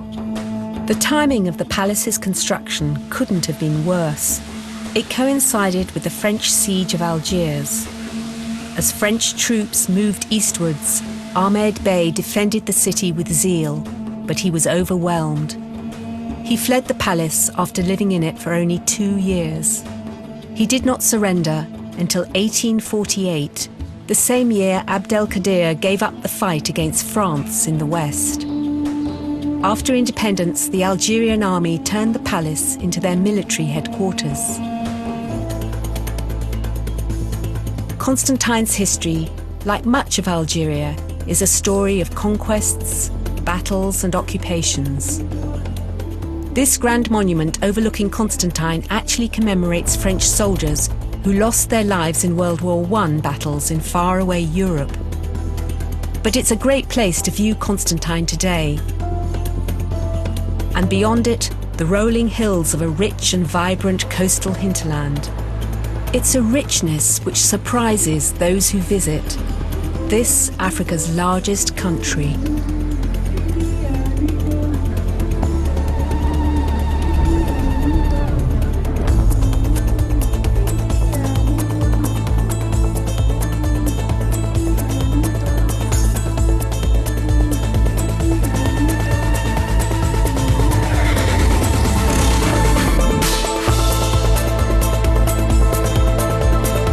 Stay with us here on PBS America. There's so much more to explore in Hidden Algiers next.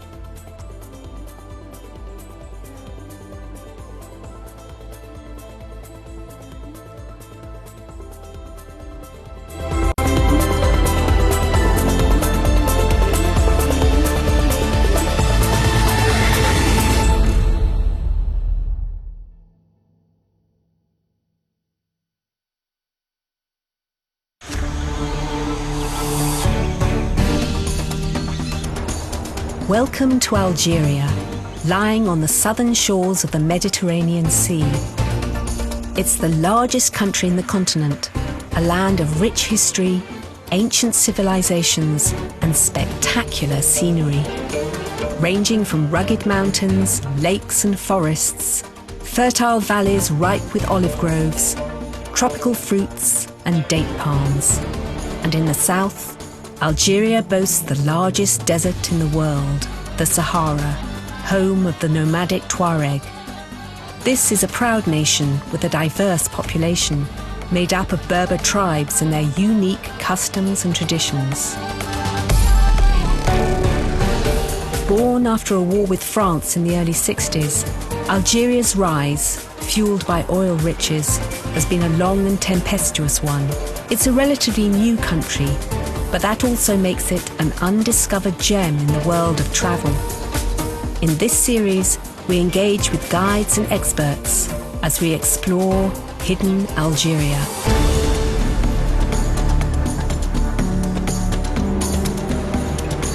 Algeria is located on the North African coast along the shores of the Mediterranean Sea, in a region commonly known as the Maghreb, bordered by Morocco on the west, Mauritania and Mali on the southwest, Niger to the southeast, and Tunisia and Libya to the east. It's divided by the mountains and flatlands that form the Atlas and the Orez mountain range. In the south, 70% of the land is dominated by the sweeping Sahara Desert.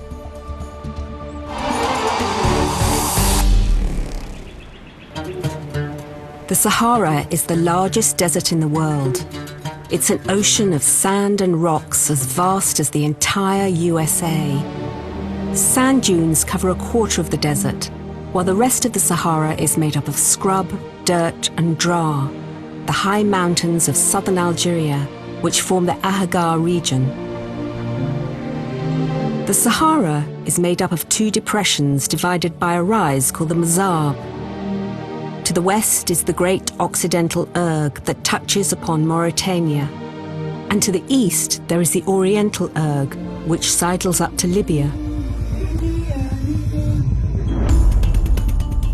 Our Saharan journey takes us 340 miles southerly from the cliff town of the Balkan de Goufi to the Mzab Valley, where we explore the Abadi town of Gardaya and Beni Isguen.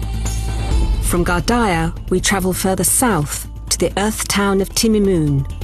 Leaving Timimoun, we drive down the Trans-Saharan Highway to Taman Reset and embark on a trek into the Ahaggar Mountains. We will end our journey in Assakrem, a mountainous region known as the end of the world. In Algeria, the Sahara begins along the slopes of the Orez Mountains. Here is the Balkan of Goufi in the province of Qasira. It's known as the Door of the Sahara because it's where the mountains meet the Great Sahara Desert. It's a terracotta landscape of canyons cut through by the winding El Abiod River, which often runs dry during the seasons. It isn't easy to maintain a stable agriculture in a region with an unpredictable climate. Local Goufi resident Bouassamir Hamid knows more than most. He makes his living running a bed and breakfast for intrepid travellers making their way into the Sahara.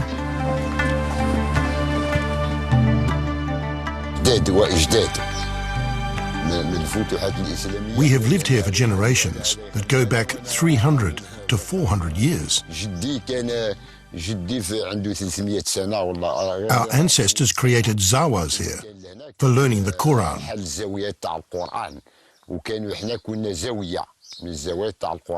All of us originate from this land.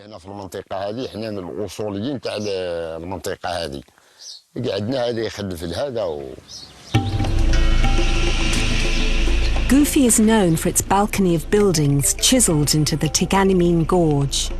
This is an abandoned ancient Berber settlement ravaged by climate change. Small cliff dwellings that show off the ingenious architectural building techniques of Algeria's mountain Berbers. The Balkan is a corridor of crumbling houses carved into the canyon on one side, and a maze of staircase-level stone buildings bound up by date palm trunks on the other, which was settled a few hundred years later. The Balkan overlooks an oasis of palm groves, pomegranate trees and prickly pears, fed by the trickling river. The settlement was abandoned by the turn of the 20th century, when the rains stopped.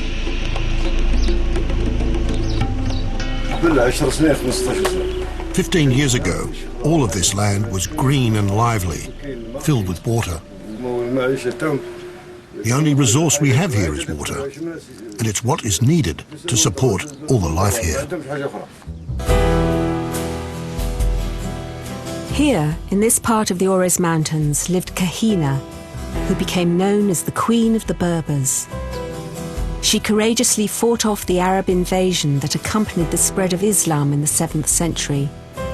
She held out against the Arab army for 5 years, until 703. And her fight for freedom still echoes across the land. Rather than surrender to the enemy, she took her own life. Goufi has always stood as an ancient symbol of Algerian resistance to foreign occupation. During the time of French rule, this area of the Aurès became an essential refuge for the Algerian freedom fighters.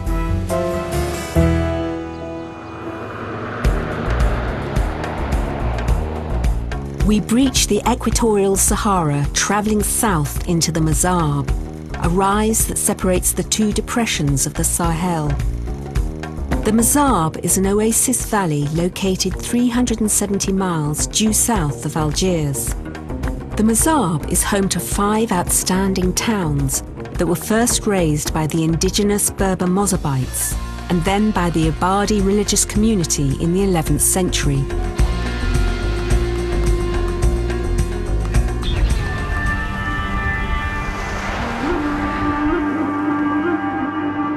Civilization in the Mazab Valley goes back to the 8th century. The Mozabite Berbers began to settle on the land because the climate was proving too challenging for their traditional nomadic lifestyle.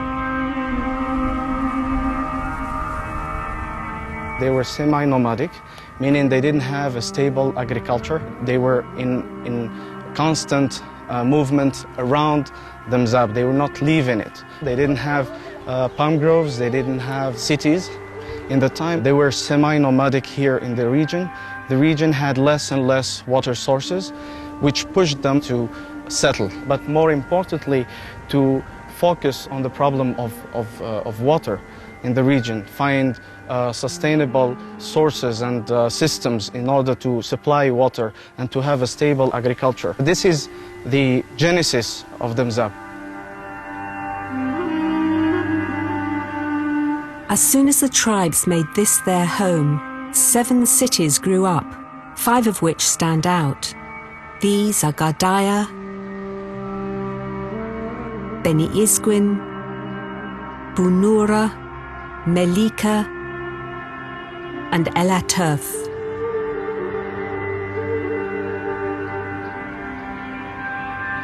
The Mazab cities are walled citadels built on high ground, and they all share a common architectural plan. They are characterized by a pyramid-shaped minaret acting as a watchtower, a 4-fingered mosque, which was originally raised as a defensive fortress high up on the hill, because the mosque was considered the last form of defense. Around the mosque, houses are built in concentric circles. Each house is a cubic cell of similar dimensions. It illustrates the egalitarian society that evolved in the Mazab. It was one founded on the respect for the family structure. So each and every one of the 7 cities of the Mazab is made of 3 distinct areas. The Ksar is the place where people live.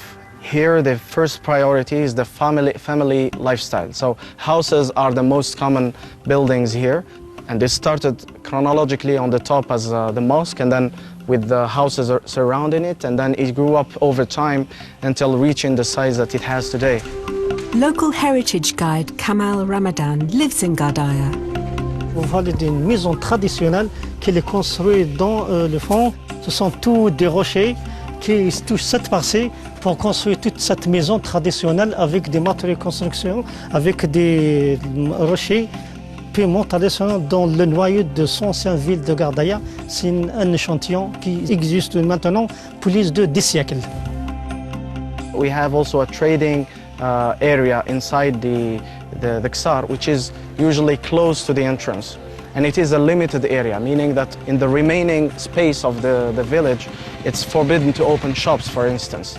Parmi les coutumes traditionnelles ici, toute cette partie c'est spécialement pour le commerce, pour les activités commerciales et activités voilà.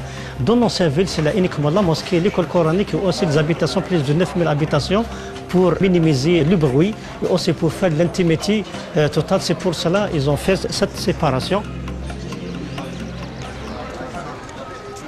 Tourists come to the Mazab to buy its famous carpets, which are commonly sold in the market streets of Gardaya and celebrated in the annual Carpet Festival, which takes place here every April. The Mozabite carpets are made of goat hair and are decorated with geometric patterns and symbolic motifs peculiar to the region. Carpet seller Nejar Hossein explains the significance of these carpet motifs.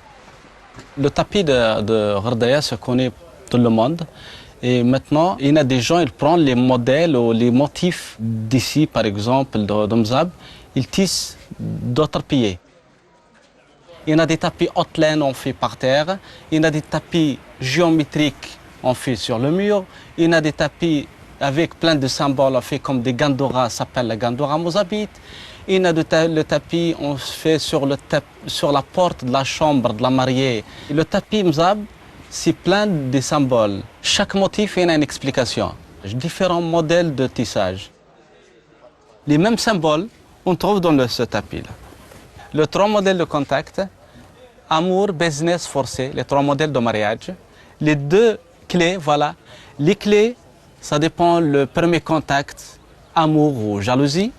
Et ça, c'est la broche, pour garder la laine. Pour garder la laine. Le serpent, les scorpions, les petits oiseaux, voilà. Chaque chose, il y en a les empreintes. Aussi les couleurs, chaque couleur, ça présente quelque chose. Le tapis Mzab, surtout la gandora mozabite, plein en fond noir. Le noir, c'est contre la mauvaise œil. Et le rouge, c'est l'amour. Et le jaune, chaque couleur, ça donne quelque chose.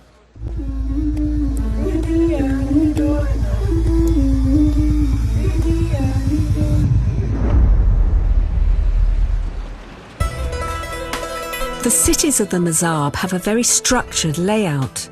The different functions of each city are kept quite separate. The second part of every city is the palm grove, which, unlike the village which is on the top of the hill, the palm grove are created in the valley closer to the water and where the water distribution system is developed and laid. It's very important to say that those are man-made palm groves. They are not some kind of natural oasis that appeared randomly in the desert. Those are the result of centuries of hard human work and the equilibrium between nature, human needs, etc. The third part of every city is the cemetery. It's usually in a lower area of the city, not on the top and not, of course, in the cradle of the valley. So it's safe from the waters, the floods, etc. And it's an important part of the city as its graveyard, as its memory, with all the religious imaginary also linked to the cemetery. We differentiate the grave of a man from the grave of a lady by having 2 stones in the feet level and 1 stone from the head level for women, and 2 stones from the head level and 1 on the feet for the men. Religion is a governing force in the Mazab communities, and Islam's earliest converts, the Abadi, live here. Algeria's Abadis were refugees who took flight from the country's Fatimid rulers in the 11th century, after the Rustamid dynasty declined. The Abadi are neither Shia nor Sunni Muslims, but like them, their faith demands a rigorous discipline. Ibadism is a kind of very strict in the individual accountability. In Ibadism, salvation is not deserved merely by being Muslim. Good actions need to be accompanied by the mere action of belief. And this, maybe together with the harsh environment and the challenges of everyday life, has created and encouraged a very, very strong work ethics in this community. In the Mozabite community, almost there is not such thing as jobless people, in the sense that people work even if they have to work at, intermediary jobs, or especially young men. Work is a sacred thing. The Abadi can be identified by their gleaming white garb, especially the married women, who are draped from head to toe in a wool wrap called a hayik, with only one eye visible. Even after 900 years of association with the Mozabite culture, the Abadi have remained a closed community. One of the chief features of the Saharan Abadi are their four-fingered mosques. They flag mark the 7 cities. This one in Gardaya was built in the 15th century. The 4 fingers represent 4 of the pillars of Islam, and the mosque itself represents the 5th. The interior is a series of aisles separated by stone arcades that support the structure, and its white colour reflects the Abadi concept of serenity. The Bashir of Gardaya tells us more. The secret to maintaining a community here is dependent on the houses that are all built around the mosque. It's what keeps us united together as people and fosters our relationships with one another.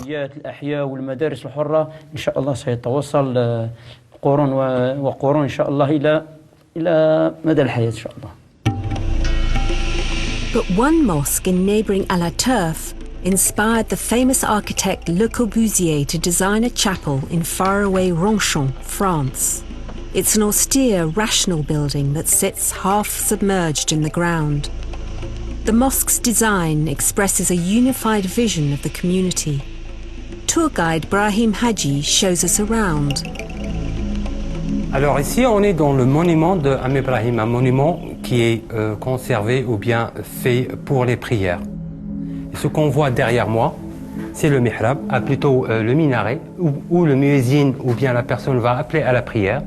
Et juste à côté, le mihrab, donc le mihrab pour la destination de la Mecque. L'imam, il est là, donc les gens derrière, pour faire la prière. Et si on va légèrement derrière, pour voir derrière ce muret, vous avez la tombe du sage ou bien de l'imam, Am Ibrahim toujours. Là, à ma gauche, et ce que vous voyez, donc là où l'imam va s'asseoir pour le prêche ou bien pour lire le Coran. Cette partie que vous voyez ici, c'est un compartiment pour hommes. À ma droite maintenant, c'est le compartiment des femmes. D'habitude, il y a une isolation entre les deux compartiments. Là, et ce que vous voyez à l'entrée, donc les gens vont laisser les chaussures à l'extérieur pour passer ou bien pénétrer dans le bâtiment. Donc, il y aurait des tapis au sol. Et ce qu'on voit là, à ma droite, ces ouvertures pour les livres de Coran. Et ce que vous voyez ici, cette entrée ou bien cette ouverture, est le premier compartiment des femmes. Et vous avez la deuxième qui est par-dessus, là à ma droite. Et là, ici, c'est l'entrée des femmes. Ce bâtiment, vu son architecture, il a inspiré beaucoup d'architectes contemporains. Là, ce que vous voyez par exemple, ces ouvertures ici, c'est des ouvertures de climatisation, ainsi de capter la lumière.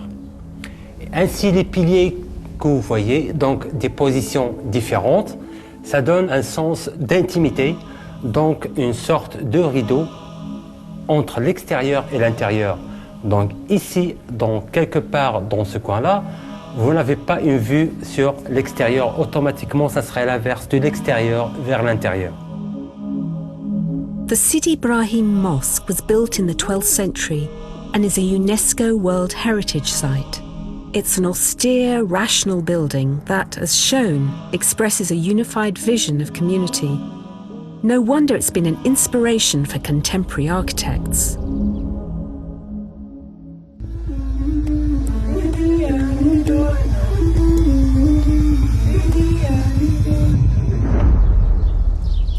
The Mazab's main economy is the production of dates. They are picked from some 60,000 palm trees in the valley. Harvest time is in August, but the work goes on all year round, including pollination and pruning. These tasks are always carried out by one individual.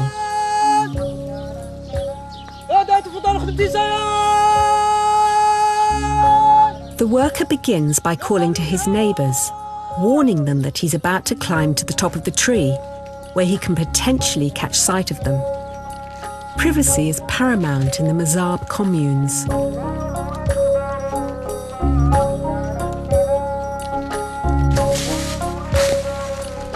est en train de répartir ces régimes de dattes, donc qui commence à peser un petit peu lourd sur le palmier.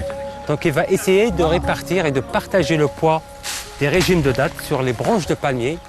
Et ce qui n'est pas bien formé comme régime de dattes ou bien de dattes, automatiquement il va les couper comme vous les voyez. The crown is often very wide and its tips are covered in long, sharp needles, which makes the task in hand pretty tricky, especially when you consider that a farm worker may have to prune more than 100 palms. Palm trees make good building materials in the sparse desert environment. These discarded branches will no doubt be put to good use elsewhere. If the people here have learned to survive the harsh environment, it's because they learned that they shouldn't impose themselves upon nature, that rather they understand nature and live with this fragile equilibrium between resources and the needs. It goes for everything, water, wood, anything else. All the resources were considered with very much care. So that's what explains the meticulous, ingenious system. One of these ingenious creations was a system of irrigation developed in the Mazab called the Fougera. Brahim Haji tells us more. Ici, on est dans le nid de l'oued de la vallée du Mzab. La crue qui va venir juste devant moi, elle est automatiquement captée à travers ces 18 ouvertures, qui sont 18, et ce système qui a été créé il y a à peu près 900 ans. Là, avec ces prises d'eau, c'est des canaux qui vont drainer l'eau vers l'oasis de Gardaya juste derrière.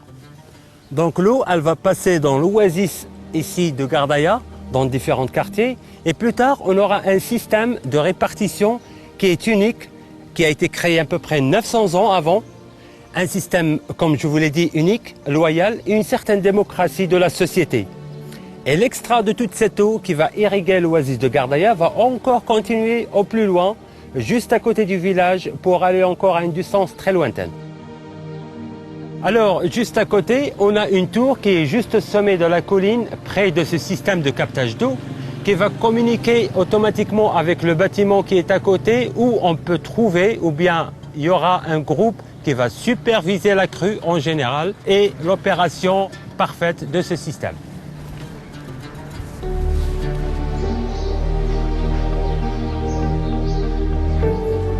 Donc ici, on est dans une ruelle, juste à côté de la sortie ou bien de ces canaux automatiquement. Donc l'eau, elle va passer à travers ou bien dans ce sens-là, tout au fond de cette ruelle. On a des prises d'eau qui sont juste en bas ou en dessous des murs. Donc la hauteur parfois du débit d'eau, elle est de 15 parfois et jusqu'à 60 cm de hauteur.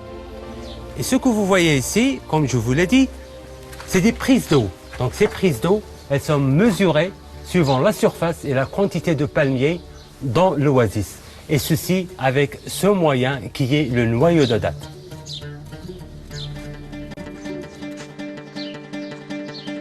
If you want to see more innovations inspired by the challenges of the Saharan environment, you can travel 380 miles deeper into the desert and explore the curious red sand town of Timimoun.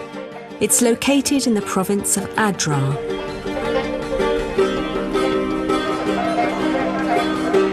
It's a typical Saharan market town, selling local produce and essential goods. But in the 16th century, Timimoun's lively stores sold slaves. Timimoun was at the crux of the caravan route and housed the largest slave market in Algeria. Descendants of these slaves make up a dominant population in this town.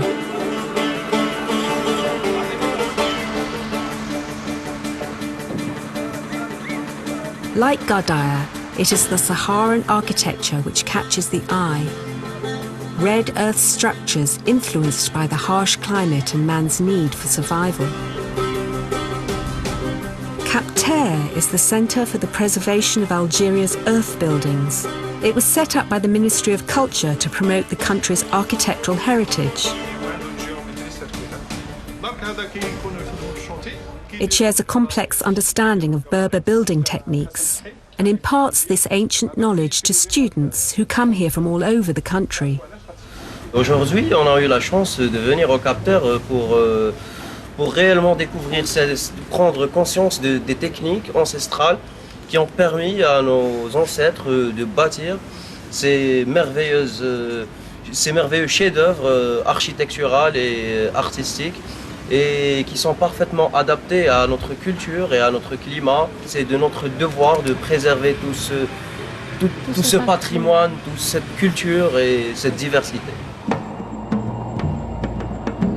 Possibly the greatest achievement of Berber construction are the Khazars, built by the ruling Berbers of that time, the Zanata. The Khazar is a Berber castle. A few still remain intact around Timimoun's Sebka Salt Lake. Timimoun's Khazars are very popular with tourists. It's a short 25-minute drive from the town. We've arrived at Khazar de Gazer. Its original plan was defensive, a watchtower raised to keep an eye over the Kasbah below, perfectly located where one can see the enemy's approach for miles and miles. The Khazar was also the home of a 10th century lord who opened his doors to the community in times of peace and stability. Et là, si on voit, il y a des maisons. 10 families lived here, and you can still make out the remains of a few dwellings, a granary and a prayer room. Vous voyez, ça c'est l'entrée principale, ça c'est l'accès pour la maison. Et si vous voyez The materials used were sand, stone, and a reddish clay called tuba. Et si vous voyez, regarde la construction, là il y a des dômes, genre comme ça, c'est fait à la main. Et l'épaisseur des murs, ça dépasse les 30 cm. Comme ça, c'est des obstacles pour que la chaleur, ça rentre pas, et le froid aussi. Hein. Donc, pour que tout le monde, ça soit bien. Yasmin Telki, the director of Capter, explains. Ces architectures n'étaient pas le produit d'un architecte. Ces architectures étaient le produit de générations et de générations et de générations de bâtisseurs qui avaient tour à tour, depuis des siècles, voire même des millénaires, réfléchi à trouver des solutions pour habiter dans les lieux dans lesquels ils vivaient et qui, de génération en génération, ont transmis les solutions qu'ils avaient trouvées aux générations futures qui, elles-mêmes, ont augmenté ces solutions de leur propre expérience et que les architectures que je découvrais aujourd'hui étaient le produit de toute cette accumulation d'expériences. Le produit en fait de ce qu'on appelle la tradition. These castles were usually located on the crossroads of the ancient Arab caravan route. The lord of the castle would offer a place of rest to the weary traveller and then tax him for his sins, like some toll keeper on the Saharan highway. But the castle's role expanded over time, becoming a commune for the people, and as you can see, it still watches over the Kasbah at night, like a faithful shepherd.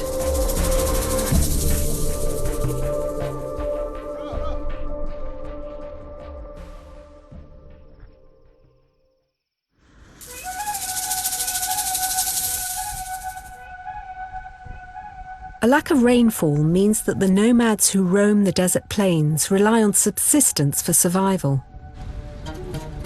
These Berber farmers from Timimoun in western Algeria are making their traditional sand bread. A semolina dough is vigorously kneaded into a disc shape for around 20 minutes and then baked underneath the hot sand and the ashes of a small fire.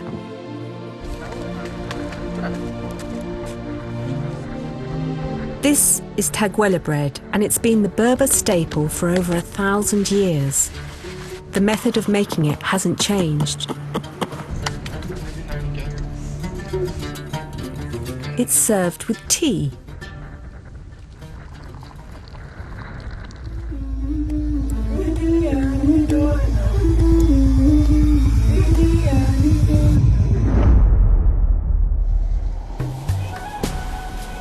If you explore the desert around Timimoun, you may also come across gleaming, cone-shaped domes. They're known as kubas. A kuba is the burial site of Algeria's holy men, the marabout, and they proliferate the desert landscape.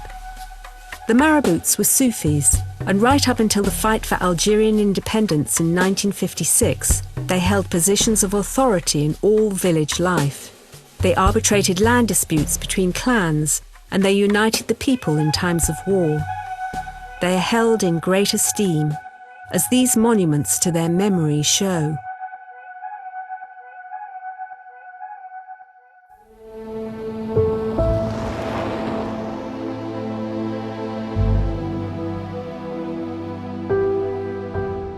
The most impressive thing is the silence, and it's not a big silence. There is silence, and you're surrounded by the sounds of the wind, the water here, which is quite unusual to have water in the desert, and this experience you cannot find it anywhere. So you have to feel what the Tuaregs feel when you come to the desert in the Sahara of Algeria. Algeria's eminent tourist destinations are the two national parks found on the southern shores of the Sahara, Tassili Niger and the Ahaggar.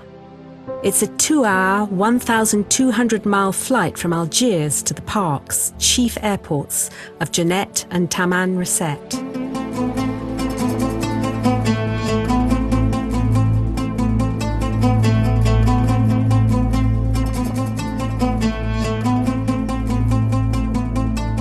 The Tassili Niger, otherwise known as the Plateau of Rivers, is home to some of the most ethereal desert landscapes on Earth. Giant dunes like the one at Tinmazurga appear to be unique rock formations of compressed sandstone.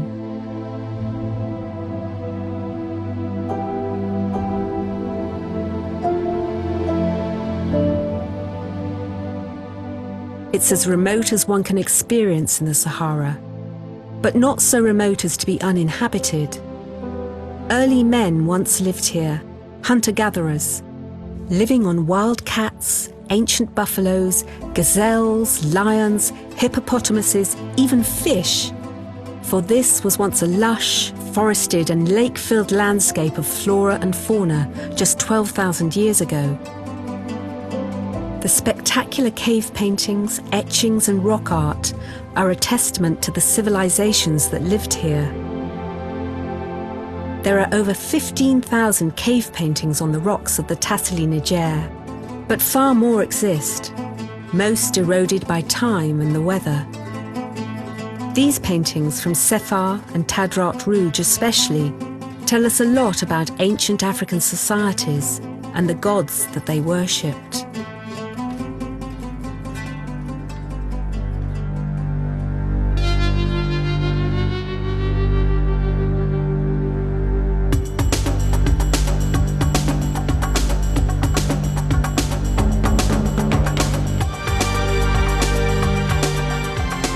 Less remote is Tamanrasset, located a 6-hour drive away by car. Tamanrasset is the most southerly oasis in the Algerian Sahara. In the middle of this oasis stands a sprawling town, which the locals like to call Tam.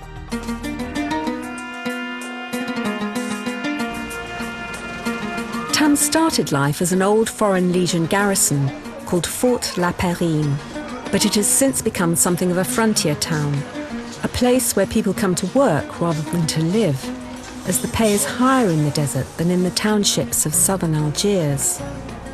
Jewellery making, metallurgy and leather crafts produced and sold here at the Artisan Centre are the skill sets of the indigenous people, the Tuareg Berbers. The Tuareg in Arabic means abandoned by God, but they prefer to call themselves Imohag, the free people. The Tuareg, very much like the Abadi, practice their own brand of Islam, called Maliki. It derives from the teaching of a visiting prophet from the 16th century called Muhammad al-Maghili. It means that their customs vary somewhat from other Muslims.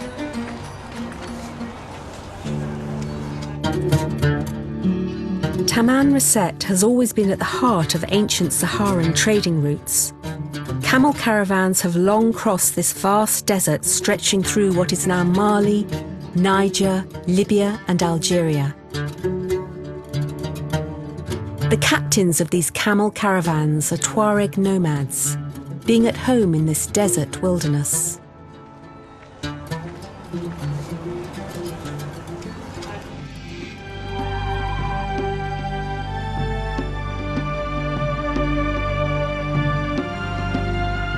Tuareg men and their dress denotes their faith. Men from the age of 25 wear a wrapped veil called a tagl must, and they are sometimes called the blue men of the Sahara. Men always cover their mouths, noses and foreheads in the presence of foreigners and in-laws. Local guide Zara Kodja explains some of the Tuareg's traditions.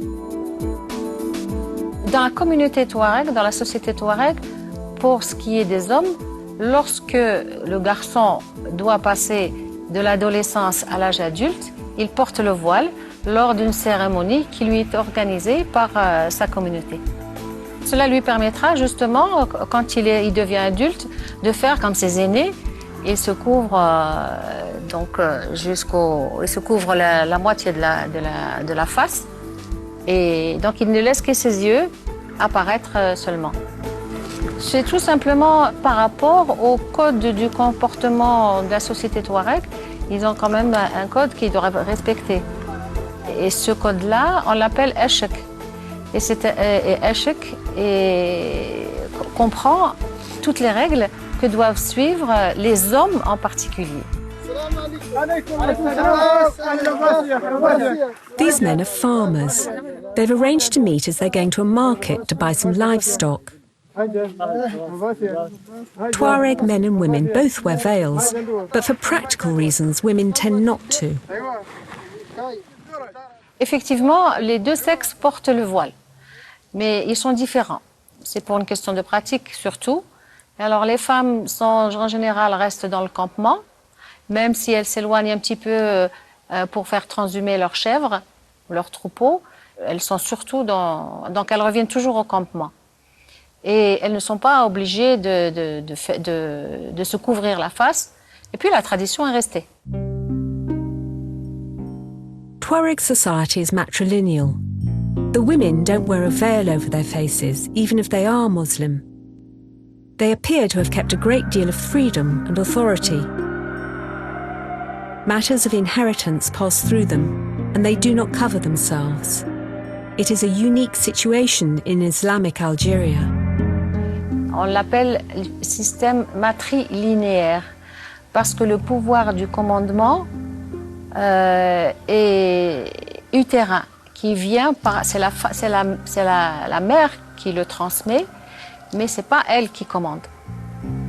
Voilà, c'est ça, c'est par rapport à la lignée. Dans la société Touareg, la femme est considérée comme le pilier de la communauté. À petit niveau, ou à un niveau inférieur, il y a la cellule familiale. Et dans cette cellule familiale, quand il y a mariage, c'est la femme qui apporte sa tente, sa maison. Et parce que même le mobilier, c'est elle qui le ramène avec elle. En fait, l'homme est toujours en voyage et elle reste dans le campement. Donc quand il y a séparation, c'est l'homme qui part, mais c'est elle qui reste.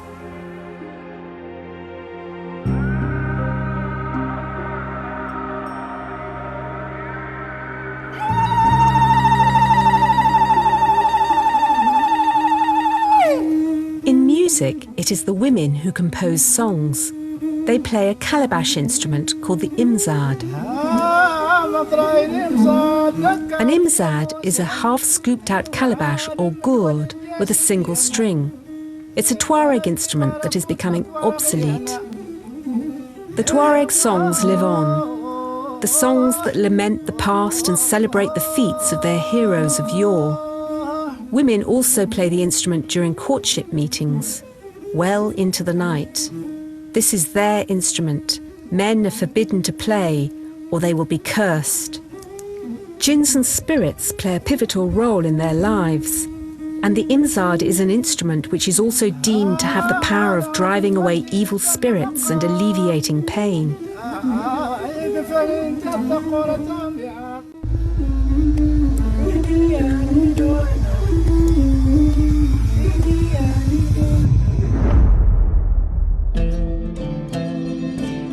Taman Reset became an important outpost for the French Foreign Legion after their conquest of Algeria.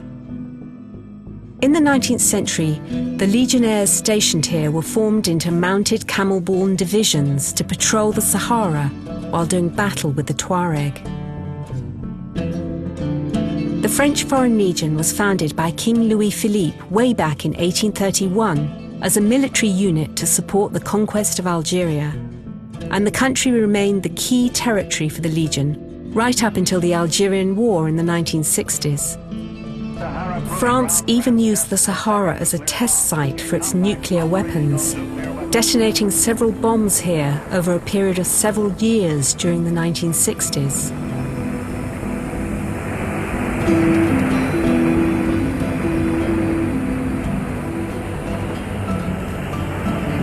France moves ahead toward its goal of equal rank with Britain, Russia, and America in the Great Powers Nuclear Club.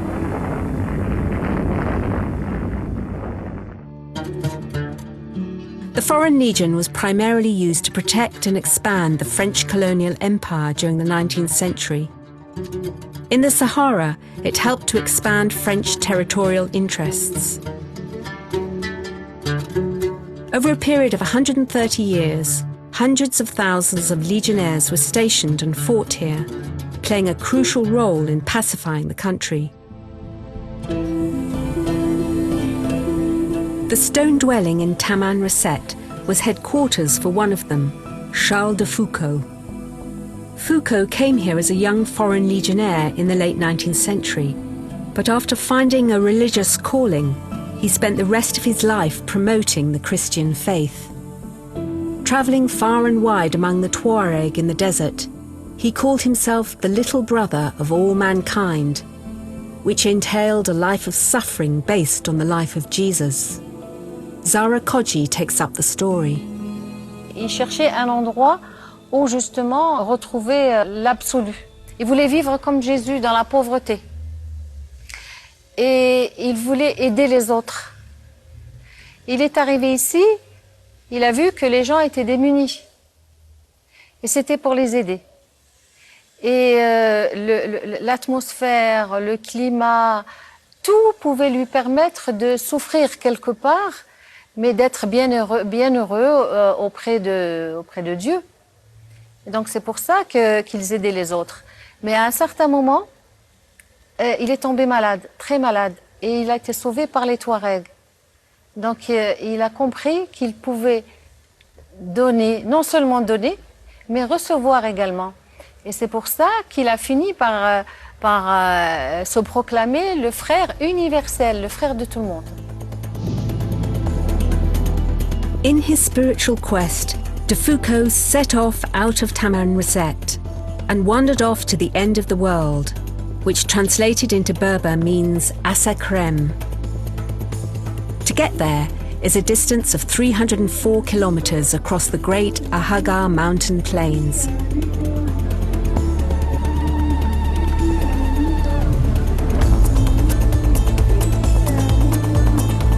It's a bumpy drive along a moonscape of granite and basalt rock.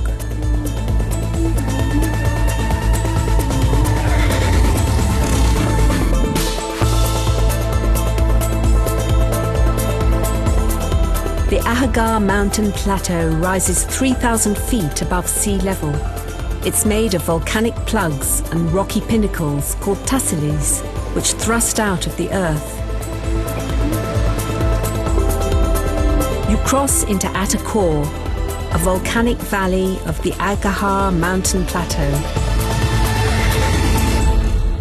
The nomadic Tuareg first inhabited this part of Taman Reset province. Here there's scarce rainfall, but sufficient water for camels and goats to graze on. Most Tuaregs have abandoned their nomadic lifestyle and pursue jobs in the town, be it industry or as tourist guides. This family, however, remains attached to its traditional ways, and it's a strenuous challenge.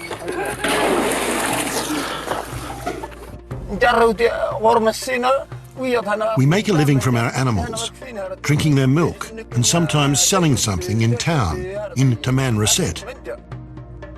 We follow the animals as they move around to find fresh pasture, depending on rainfall. We want to stay with our animals and be free.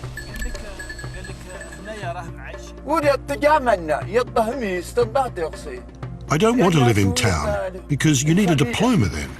I like living the way I do. I don't have to stress about paying bills because we don't use electricity.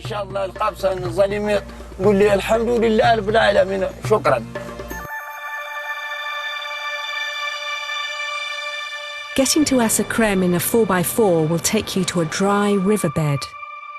Water is scarce, but there are water sources even in this scorching desert. The desert in Atakor receives only about 15 millimetres of rainfall a year. It's among the driest places on Earth. However, there are life-giving gueltas, small lakes which provide water holes for wandering nomads and animals. A local Tuareg guide tells us more. Is life hard here? No. It's not difficult for us people who know and understand these deserts. We know where and how to find the water wells. As for strangers, they wouldn't be able to find it. They'll walk the entire desert and die from dehydration before they find a well. Gueltas form when a river dries up and leaves a pocket of water, or the oasis is fed by a spring where you find trickling waterfalls, deep green pools and smooth flood-washed granite.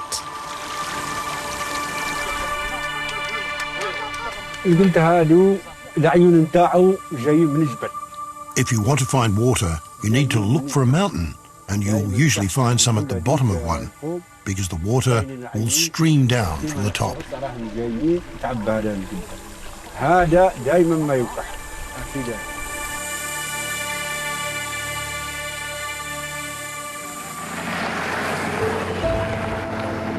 And so it's onward to the place the French legionnaire, now called Father de Foucault, made his home, the end of the world, Asakrem.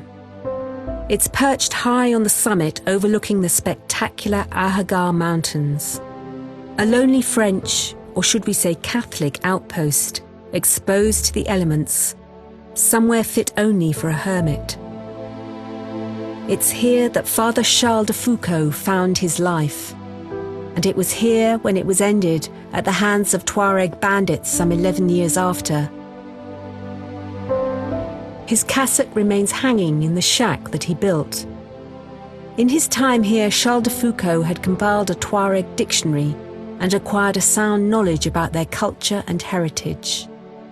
His search for God and meaning ended here, as does our Algerian Odyssey.